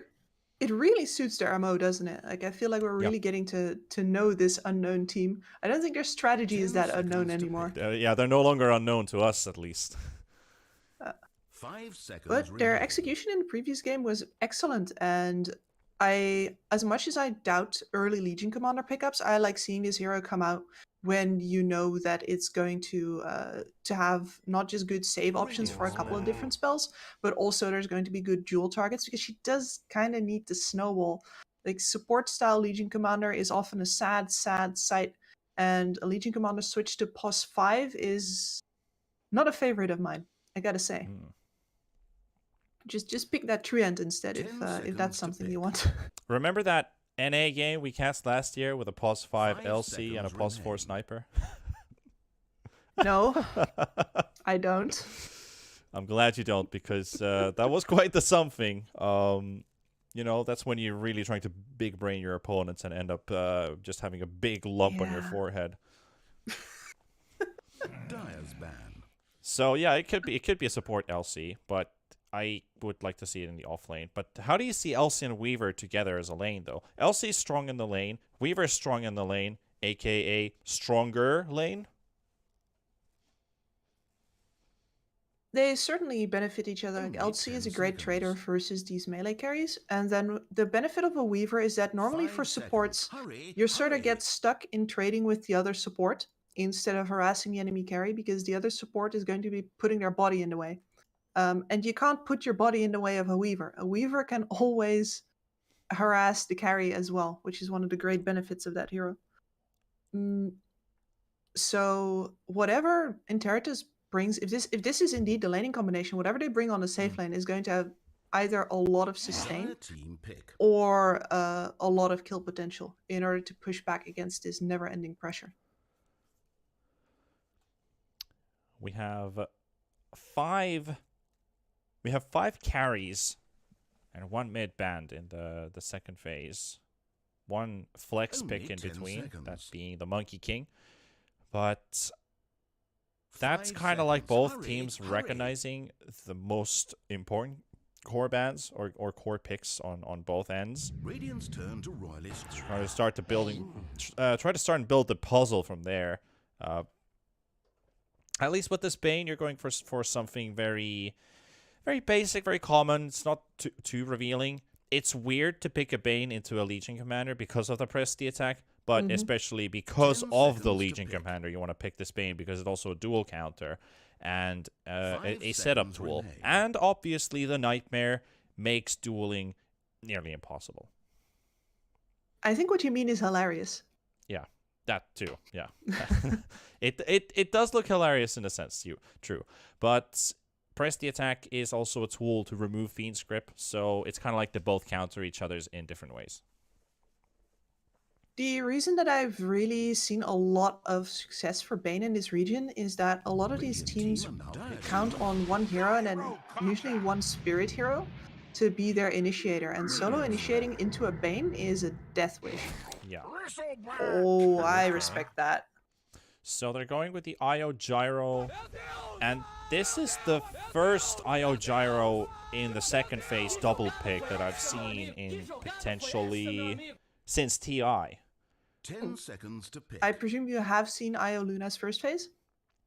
Yeah, I've seen a lot of IO Marses, IO Lunas and all, but talking about the second phase mainly, like when you have the double pick. I've been talking about this a lot. Do you go for a synergy combo, a very known dynamic duo in your second phase, and you end up having like an answer, and then you have two which the opponent has to answer to. So you have like a counter pick-ish type hero, and the other one that has free roam because it's your surprise pick. Sometimes you just go for like, hey, we have our own idea of this draft, like we saw in the last game. We went for Ogre Medusa because we wanted to buff up the hero we wanted to buff, and then we picked the hero that was going to be buffed. So in that case, they had like an idea. It was the lane duo. A lot of the time you do see the pos 1 and 5 being picked together in the second phase, which is nice, but this straight up IO duo with the Gyrocopter, not that oftenly picked. But you mentioned you like the Bristleback pick. Why?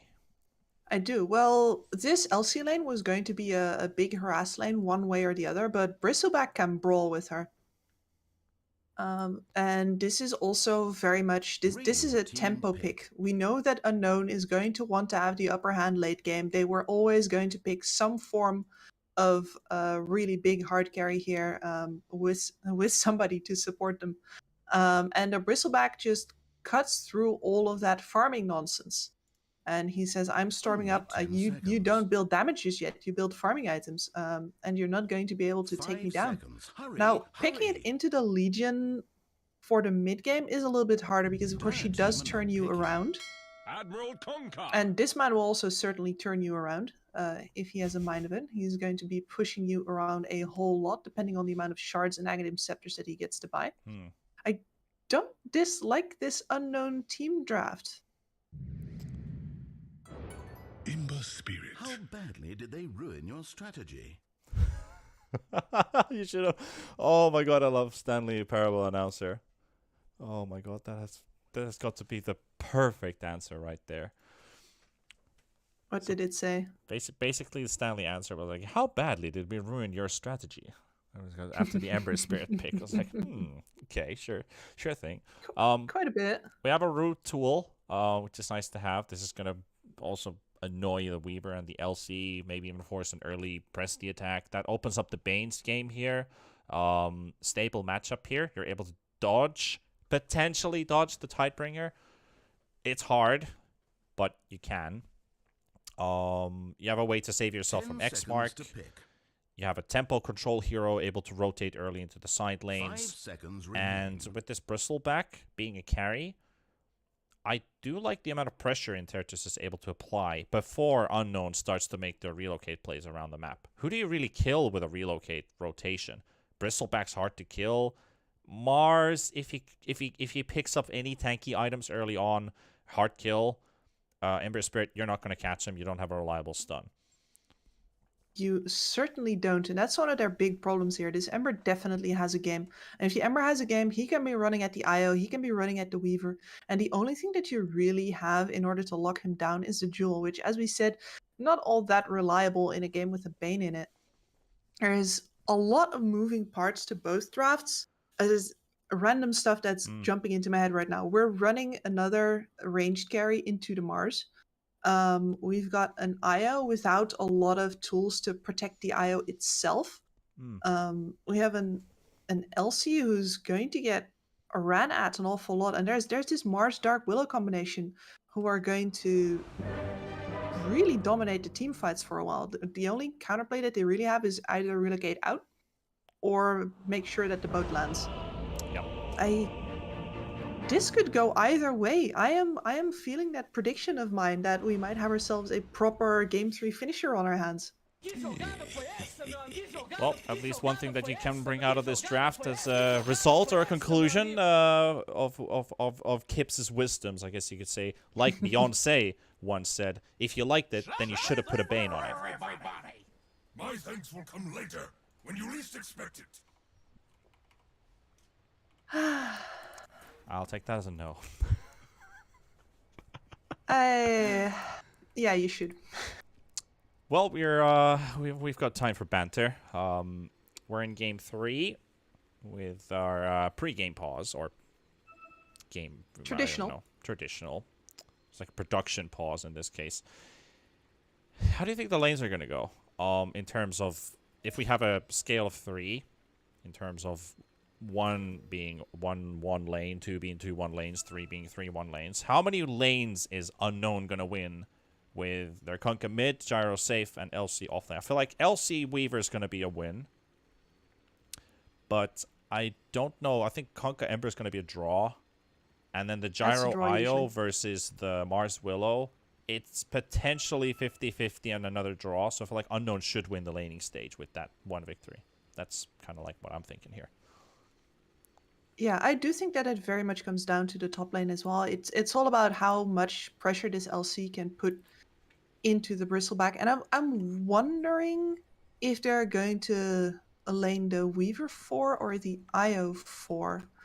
It is feeling on the IO, so it's probably +4 Weaver with Moonlight. Yeah. At least Feeling has Bird been noises. Feeling has been playing his lane together with Arceus, so you would believe this IO is going to be laning together with this this gyrocopter. But I kind of agree with the idea here of potentially putting the Weaver as a +5 in terms of what happens after the laning stage. So you're still laning it as a 5, but you're playing it as a 4. Making Weaver the more hard supporter. It's like there's arguments to be made for both. I was thinking about how vulnerable this IO is going to be if he doesn't get a lot of farm, but at the same time, a Spirit Vessel over on this Weaver, he is most likely going to be the carrier for that versus the Bristleback, which is very high priority this game. Oh, you're looking for a quick ward placed in mid, but it's not there. We might actually get a level 1 brawl. Or not. That's like the timing again. There's a rocket on its way onto the Bane. Bane does have Nightmare, so this will allow the Bane actually to prepare for a Nightmare dodge. This homing missile right here behind Soul. He's gonna see it on his way, on the way. Question is, who gets first blood and who gets killed in first blood? Because D-Flash is a potential, but Moonlight has already used Shikuchi. He's going to go in, get the Shikuchi damage, right-click once, going to run into a Willow root. So I'm thinking Weaver's going to die first. No Nightmare? Okay, that's a dead Bane. Never mind. That's a dead Bane. Bets have been refunded. You don't want to take the Nightmare here because that makes your lane so much harder. So he was dead as he walked up. There's a couple options there. Do you go for a worse spell for the laning stage? But still, at least you see quite a lot of Banes going for 0-1-2 instead of 0-2-1. So they decide to put 2 points into Nightmare instead of Brain Sap. Which surprises me. Usually, I guess it's mostly that the Brain Sap secures the ability to trade, and after that the Nightmare is the setup spell. Yeah, the Nightmare does triple your damage, and it is pure damage also that ticks, plus an extra second, so 5 times 15. That's like, what, 75 It's such damage? a value point. Yeah, and plus the right clicks that you get in there, so... A value point, yeah, you want to have that at least. So I'm curious to see, what is Bane's actual build going to be here? Does he go for the 2 points in Nightmare? Do you want 2 points in Brain Sap?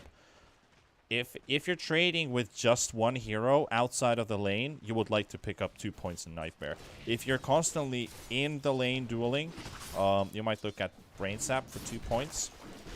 Weaver Bane matchups have actually gone quite a lot with the Nightmare favor. I've seen this quite a few times now with the Weaver versus the Bane, where Bane wants 2 points in Nightmare instead. But we'll see. We'll see. We will see. And it does make a lot of sense with the Weaver getting definitely most of his harass out of that Sakuchi as well. Just holding him still for a while will always benefit you. Yeah. And since when you're out of the lane, you have much more distance to cover. So Nightmare also allows you to keep the Weaver in place, kind of die out the Shikuchi's long cooldown so the Weaver's not able to chase you around. That's what makes Weaver so strong right now as a +4, is you can't trade with the damage that the Weaver deals, despite being a pretty squishy support. So far, lane's looking pretty good for this Bristleback though. Flash is keeping Moonlight off of his Bristle. And with the amount of sticks in this lane, it's going to be hard for anybody to bring anyone down. Yep, that's a lot of shtick that has been brought from both ends here. Bottom lane, Bibolio. Actually not going to be enough on this Dark Willow, but great aggression here from Unknown.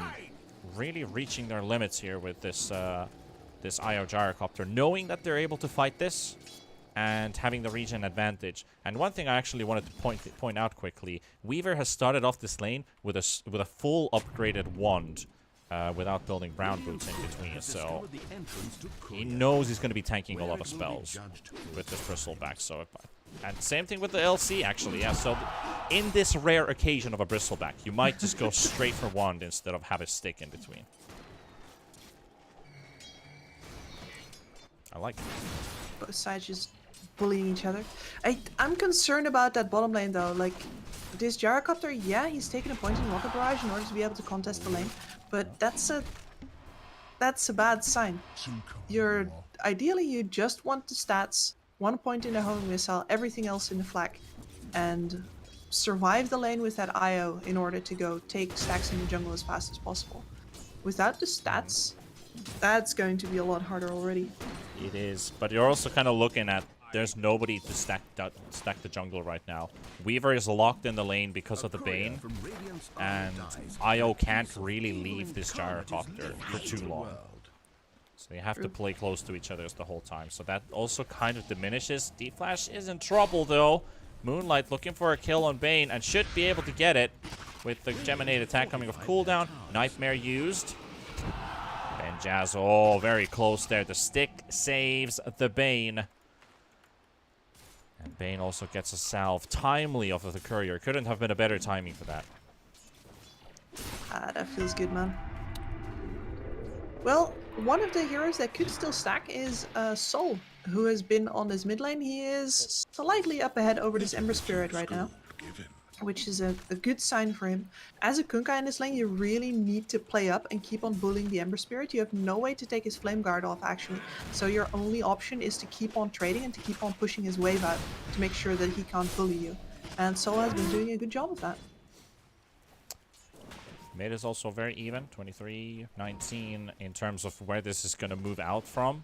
Like CS. Falling again on top. Yeah, it's just a never-ending battle, is it? Just a constant fight. Seems to be the story here. And with this LC trying to make a run for it, 3 stick charges, 1 more spike required. FCR doesn't have it, plus the distance is already closed out with the Ember Spirit being able to run faster than the Bristle. 1 for 1.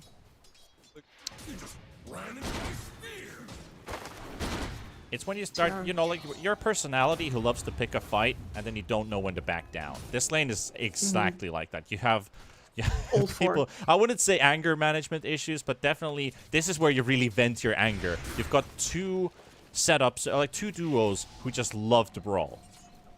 Yeah, this is a bit like Friday Night at a Pub in the UK. And they're all saying you wop mate to each other. Yeah. And unfortunately only one of them actually has the voice line. But just imagine it for the other 3. Imagine if they all had their own pub fighting lines.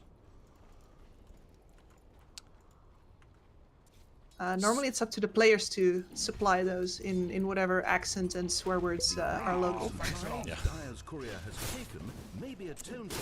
Yeah, I would love to see people's faces with how they react when they start messing with me in a bar and then I just start throat singing. You know, like, what's up with that? But Ryur actually gets a kill on Sol, and a lot of tips have been shared. So I feel like that's either a messed up combo or Ember just Yeah. fully outplaying it? I did not catch that. Radiant's top tower is I have seen this happen before, where Kunkas overestimate their own damage output and keep on doing the man fight even after the Ember gets 6. But the Ember, you can see all 3 remnants have been expended. Actually gains a lot of burst damage while he can dodge your bow. Yeah. Yeah, both dodgeable. Remnants are not, at least in the case of the Kunkka, unless you have your X mark somewhere else. So that... Your dancing shoes on. Dancing shoes on. missing middle. Mars is going for the same build last game. Casual Helm of the Iron Well, which you could Dire's potentially middle turn tower into an taking armlet later. damage. Still building his Soul Ring. So it doesn't look too great for this Mars.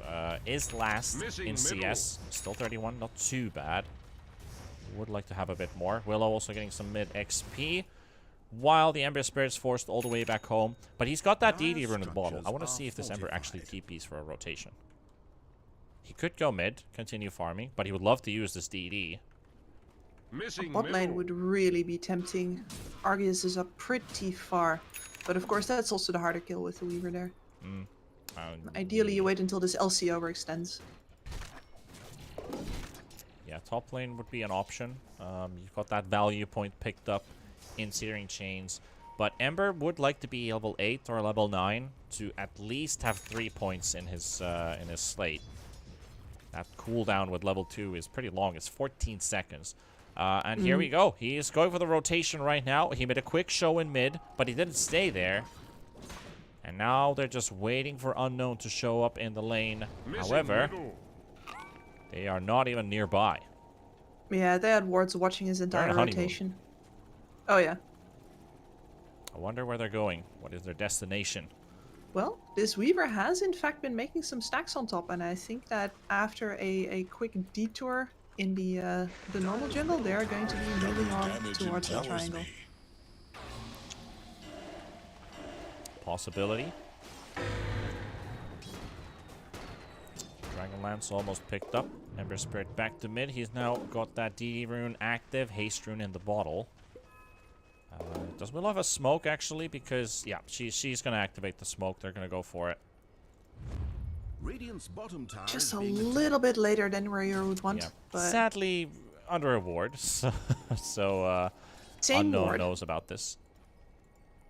Very classic ward spot. It's just the same. Look at them. Yeah, it's the The same thing exact over and same over again. Trek outs. Yeah. All right, honey, we're gonna miss our plane. Radiant's bottom tower is being Sorry, I am on the plane. Let's go. I am the plane in case of the I am the gyrocopter. plane. Radiant's Yeah. bottom tower under fire. Well, there's that. 2 rotations to bottom. Both times Io and Gyro have made their escape. Radiant's bottom tower is being attacked. I wonder if we get another sequel to this love story. It needs to be a Saga. trilogy. I mean, Radiant's bottom I tower imagine that under they're going to be fire. holding hands for most of the game, right? Yeah, yeah. Radiant structures I just want to have like an identical move again towards bottom, where they just run down tier 1 to tier 2 all the way back home, or at least into the jungle part, so we could get like a third. I mean, we're laughing about it, but it's a lot of time wasted. It is. It is. Sometimes it be like that. Exactly. Like, as much as it feels like, oh no, the Ember Spirit didn't get them, he's not snowballing. It's like, well, he's still been hitting creeps. He's been clearing out camps. He's got the bottom tower. And this Io Gyro was mostly walking back and forth between the tier 1 and tier 2 while that was going on. Yeah. Never refuse. Mars is now farming in front of a tier 2 tower at 10 minutes, so great place to be in. Bristleback Vanguard is not really going to take much of a scrap here from this Gyrocopter, knowing this Gyro is going for farm build instead of the Rocket Barrage max. So he's not even scared about confronting this Gyrocopter at any part of this game, pretty much, you could almost say. This Bristleback, if he wants to outfarm the Gyro, he's going to have to play up. But because he is a Bristleback, he also has the tools. He can take a lot of lane farm that would be absolutely unthinkable for a fragile Gyrocopter. And honestly, both teams right now would really rather get their items and try and find an opening. Like this could very well become a bit farmy, because if you look at Unknown, look at the other cores that they have next to the gyrocopter. That's a Kunkka and an LC. Those are pretty hard to kill. And then the core is over on Interitus. We have this Ember Spirit, where we already talked about. He's very hard to catch this game. Their only real lockdown for this is the Jewel.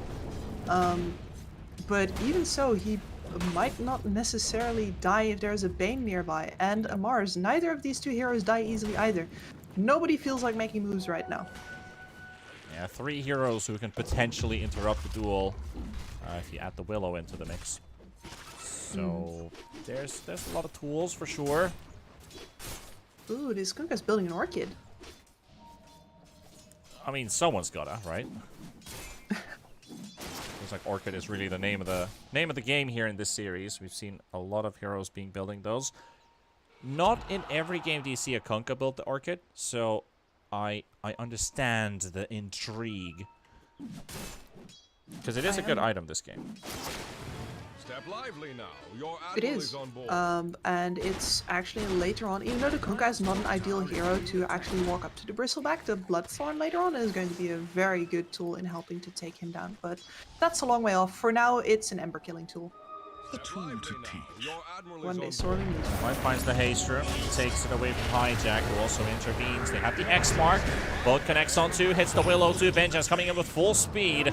Gets the Presti attack on the Kunkka. Kunkka getting his health back. Meanwhile, the Bristleback has been he's been snotting around the place. So at least the Weaver is now going to move all the way back to the river. Taking a quick detour around the ancient stacks. They know there's a Vengeance big once more. juicy stack right there.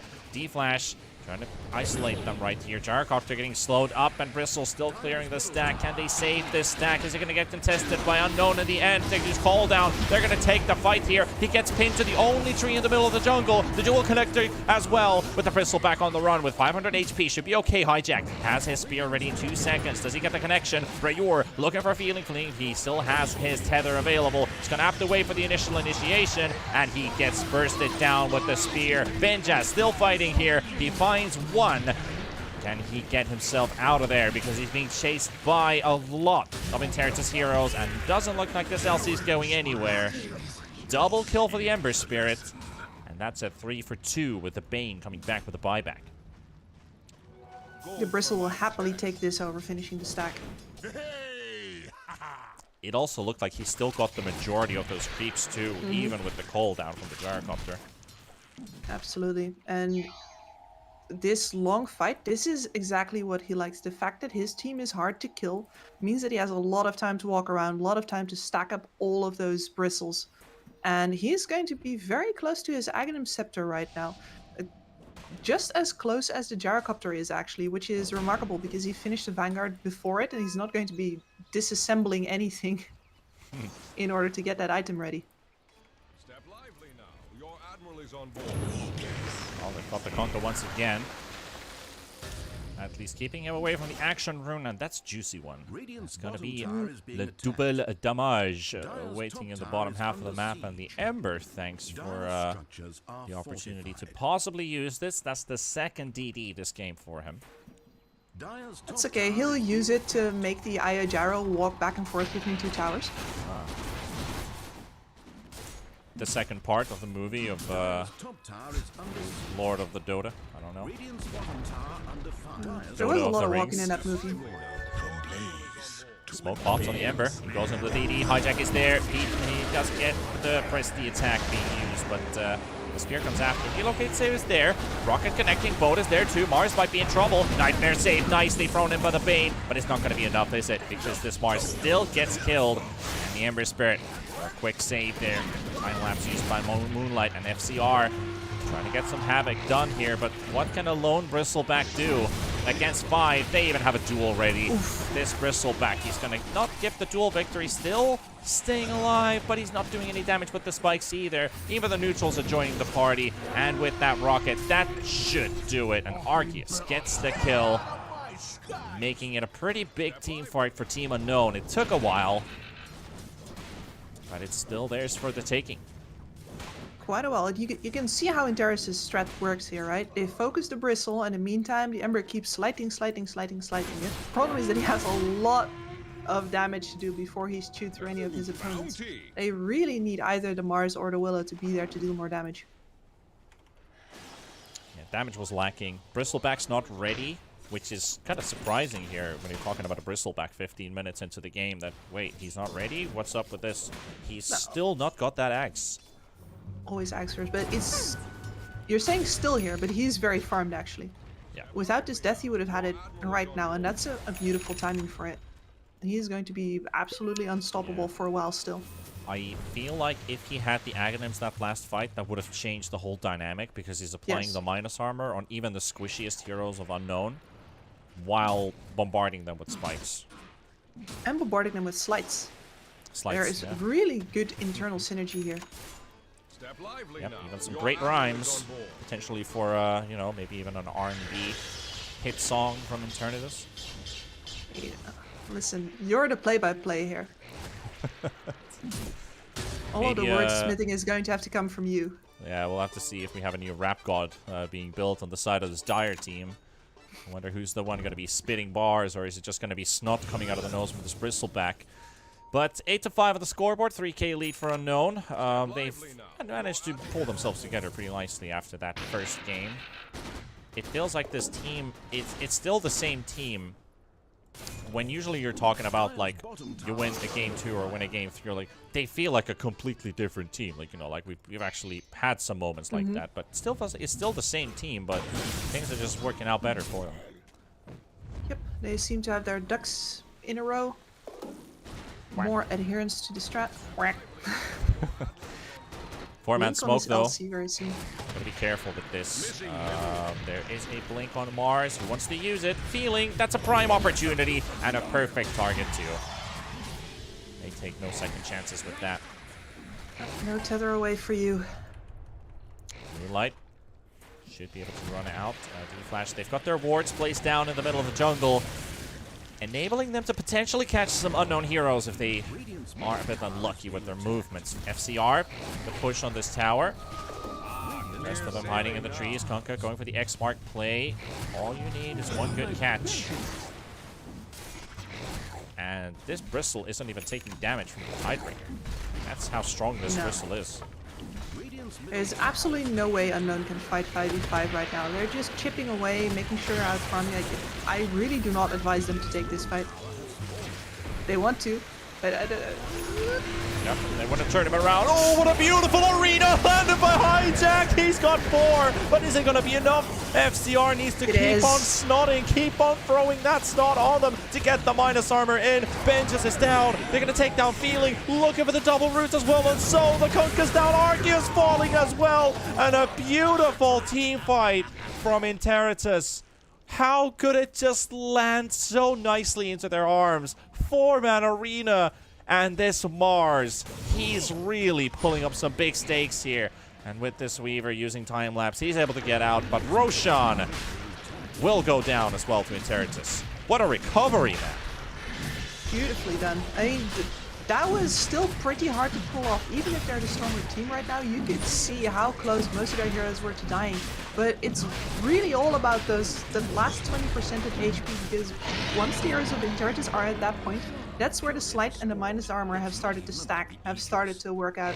And you could see Unknown at the end of the fight, one hero after another melting because of that build-up. And this was exactly why I wanted them to just let that tower go. Don't do it. That Bristle has an axe, he's scrapping for a fight, and you're giving it to him. Yeah, Bristleback really enjoying all the attention that he was gaining there. With rockets flying towards, gets hit by the torrent, and as soon as they were like, we're just a couple steps and we're gonna get there, press the attack on the LC, and that was the go sign. That was the green light for the Mars. Now you can go. And Hijack has really been one of the best players in this entire series. If you look at either team, he's been playing so good. And Jazz looking for the duel. Oh, the Ember Spirit's already used a slight, and now D-Flash got the Nightmare on the Legion, and they're thinking about it. They're actually thinking about it because they can. Looking for the LC inside the arena.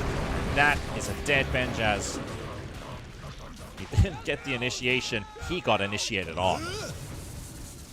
Read like a book. Comforting rune of regeneration.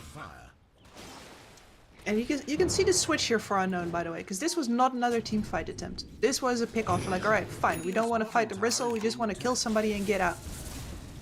Versus the Bang, Soul playing with the Soul Initiator. I was saying it all the way back in the draft. It's not good. You're going to get caught. You're going to get punished. And now they're between a rock and a hard place. They can't team fight and they can't pick off.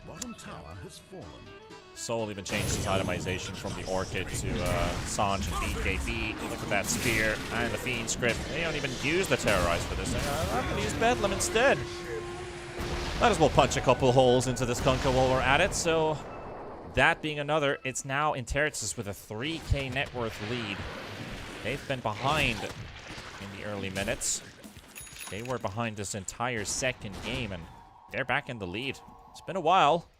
They got it. This Gyrocopter is trying to stay on top here with all of the damage. He's got a Crystallis, and he's actually going to look to finish off just a full Daedalus. He knows that he's got to hit hard. You can't just spam out Flax and hope this Bristle is going to die. You need to be able to murder somebody immediately in order for this fight to not take long, but it is so risky. No defensive items for him. Waiting for the Satanic. And instead going full glass cannon. True. And you do have the IO who buffs you with attack speed, so with the overcharge, at least this Gyrocopter can go for a damage item first. Because you're getting the auras from your allies. Just like when he was playing Medusa in the last game. He had the Ogre to buff him up. Now he's got the IO who does almost the same thing. At least some similarities. Better. But their high ground is in trouble. This Bristle has no reason to back off. Nowhere else he would rather be instead of sieging this tier 3 tower. Still 1400 HP remaining, tanking the tower happily. X-Mark and the Torrent is a bit, but the Nightmare save. So he won't even take that bit of damage. Doesn't allow Unknown to even look for a quick duel or anything. They don't want to kill him either. Like, he is at his best when he's at 0 mana and low HP. As far as Unknown is concerned, right? It's like if they kill him, he comes back. Hold out. That's the initiation call. They're going to get a dual victory for Benjaz. Now you have to go for another one. And another 3-man arena from Hijack. And the Terrorize is even better with the Fiend script on the low ground. Onto the LC. And Benjaz ain't moving anywhere. They've lost the IO. They're in trouble of losing their LC. They shall. And a time-lapse being used by the Weaver, so Moonlight's not even falling. Hijack, he might have gone a bit too deep, but he makes sure that he gets the spear out with his dying breath to get that one hero down. And that being the Gyrocopter is a huge loss. Buybacks from the Weaver and the IO. And Interitus, they are still with 4 in the high ground. And guess that Bristleback's still there. Yep. That beautiful counter initiation from Hijack again. This man knows his jumps.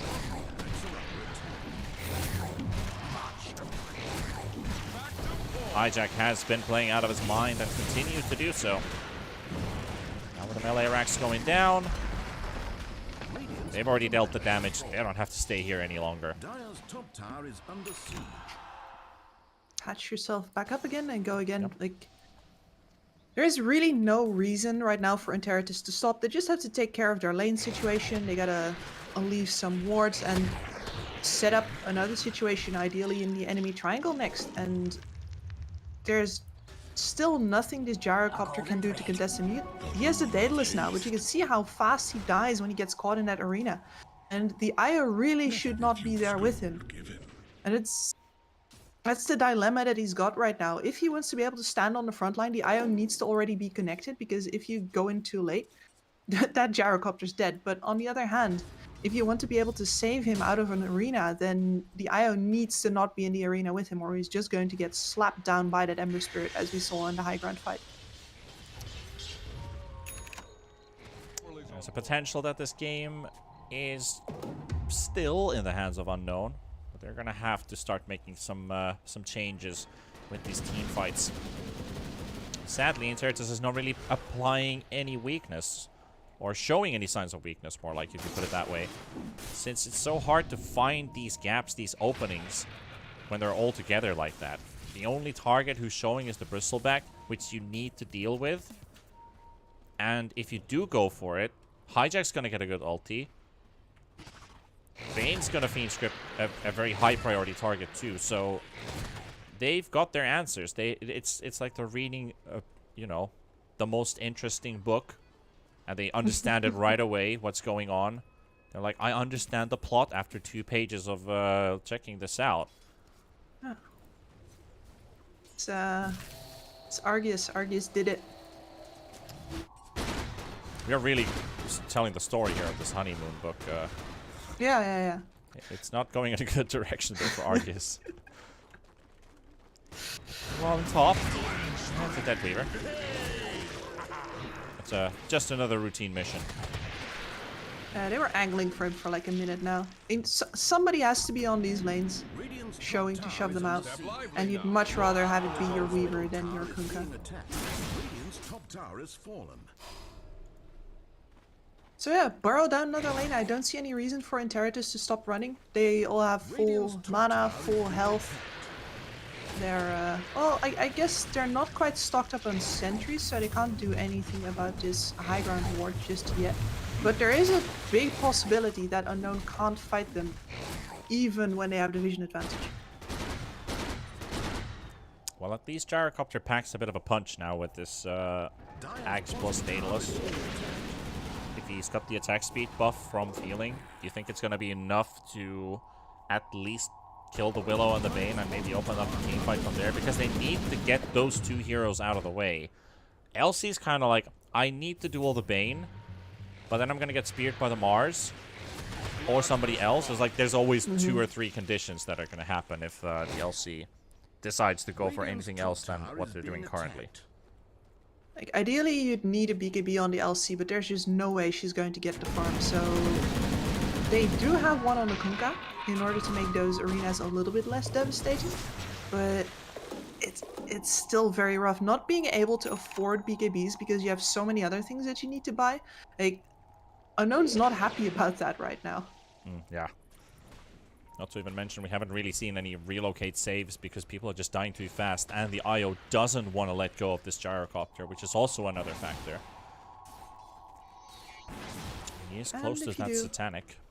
Damned if you don't. I am a little bit surprised that Interitus not continuing to barrel down this top section of the map, though, especially not now that they have covered that triangle. They are waiting for the Roshan, but I think they could be able to hold their position a little bit more aggressively. Like this Weaver is already 1 wave too far up. It's not allowed to be there. And they're gonna come to kick him out again. Behold. Yeah. Bug detected. I think the bug detected them first. Yeah. Could also be that. He's gonna be able to TP back home. That also opens up with all that information given into the top lane.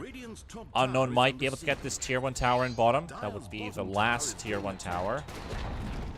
So that's a little bit of extra gold. The supports are very gracious about that because they don't really have that much in this game. Mechanism on the IO. The Weaver with a Vessel. 1 piece towards Aghanims. To be honest, Moonlight with Aghanims can actually make a huge difference in this game because then there's 1 more thing for Interitus to worry about. And Roche is just spawned too, so that's also pretty prime timing. Yep, a little bit late to the likings of Interitus most likely, but still, if you put this Aghanims, or sorry, excuse me, if you put this Aegis over on FCR and you can probably also give him the shard, he is going to be an absolute monster. Spitting hairballs and snot all over the place. I found a Weaver. It's a Fiend script. That's a Fiend script being used. It's been a couple attempts. The second time they catch the Weaver in the top lane. And that is also Ember Spirit picking up the shard. So we got the remnant damage. And also if somebody dies nearby, you get another charge. Very nice to have when you have both the Aghanims, the shard and the stick. There's a little bit of a poor man's refresh. Like to see the hairballs though, but I guess FCR is big enough as he is. They have the AC ready, so now finally this Bristleback, we saw him sort of chipping at these towers before. That is no longer the case. He can tear through them. top tower is being attacked. Well, they're now working their way towards that tier 3 in the top lane. Arceus is in the front. Satanic, Daedalus. This is when we're looking at Unknown being between a rock and a hard place, but they have to be the rock. Look at the damage dealt by FCR. This gyrocopter already went down to minus 25 armor in just a matter of seconds. Instantly forced to go away. Only gets saved by the upgraded Cresty attack from the LC there. So much minus armor. Gyrocopter doesn't have anything left. That's just the AC and 3 stacks of snot. Yep, ticking him down to nearly 0. It is brutal to fight this. Very papery gyrocopter. Not much that they could do there against that push. Range rack's gone. Now they only have mid racks as a whole. 1 range racks on the side, 1 melee racks on the side. At the very least, this Bristle keeps on running out of mana. That's one thing that this build just does not provide. Normally you see something like maybe a Lotus Orb or something like that, but... Batteries are low. Yep. Recharge. Okay, there. Oh, nice Lincoln's play there. Actually catching the Bristle back there. The duel going on it. And Ryur going with a bit of a dive here. They've got the fear from the Terrorize, and Willow diving a high ground too. FCR picks already a double kill. They got the Vipers coming in from Feeling and from Benjaz. BKB also pop with the Kunkka. Soul has his X mark still on cooldown for a couple more seconds. Now the Gyrocopter trying to go for a bit of vengeance here, but still FCR making moves, and Ryur, he makes his way back. And it's got the Weaver, and there's the Arena from Hijack, and it will catch the Feeling IO. IO is dead, he's gone completely, so is the Kunkka. Benjaz will fall and make that another casualty with Moonlight falling on the Weaver. And there you go, that's the lone target, the Gyrocopter. He might be able to kill one hero, that is the Willow, but it's not gonna be enough as he and the Weaver, oh, they're just basically staring into the sun at this point because it hurts. And Interitus, they secure a team fight victory from themselves. Maybe keep on going inside the base too, because that melee racks, it is now history. And now FCR is just going to look to die. He still has an Aegis. Yeah, he doesn't mind. He doesn't care at this point. He just goes straight away. Goes all the way to the finish line. 200 HP to go. Even the Gyrocopter is actually not even getting this kill. And FCR, he just keeps on going, and he just refuses to give up. And finally he dies to the tier 4 tower getting the kill. Flash farm, and the sprays onto the ground. The statement has been made. And Interitus, one more lane of racks to go. That lifesteal, like, Paladin's Sword is an item in the game of Dota 2, guys. That's the reason why FCR doesn't die there. 80% spell lifesteal plus the 16% regular lifesteal is enough to hold up versus a Gyrocopter. Yeah. Be working wonders here because this Bristleback is just so hard to focus on. And while he is up, he's still becoming stronger and stronger. He's got not only his own stacks, but he's reducing your armor the whole time. The spikes are making more damage. There's the duel, but look at how minuscule of an effect it does have because his Bristle's now down to half HP, and they've already lost 2 heroes at the cost of the duel. And the GG call comes out from Unknown. Interitus, despite giving map 2 away, they clear out this series, and they take the victory 2-1. And I have to say, this draft, really hard to go up against with this Bristleback in the front just being an absolute unit.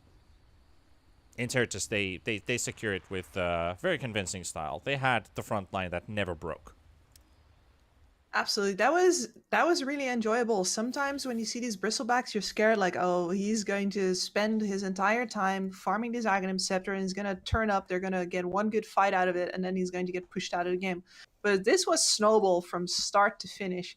Very impressed by how FCR held that front line, because it's hard to play a Bristleback and squeeze the max out of it. It is one of the heroes actually that if you look up the stats of what players, on which heroes does experience pay off the most in terms of win rate, Bristleback is one of those heroes because you don't have any disables. All you have is a big fat body and you need to put it in the right place. And FCR did that beautifully.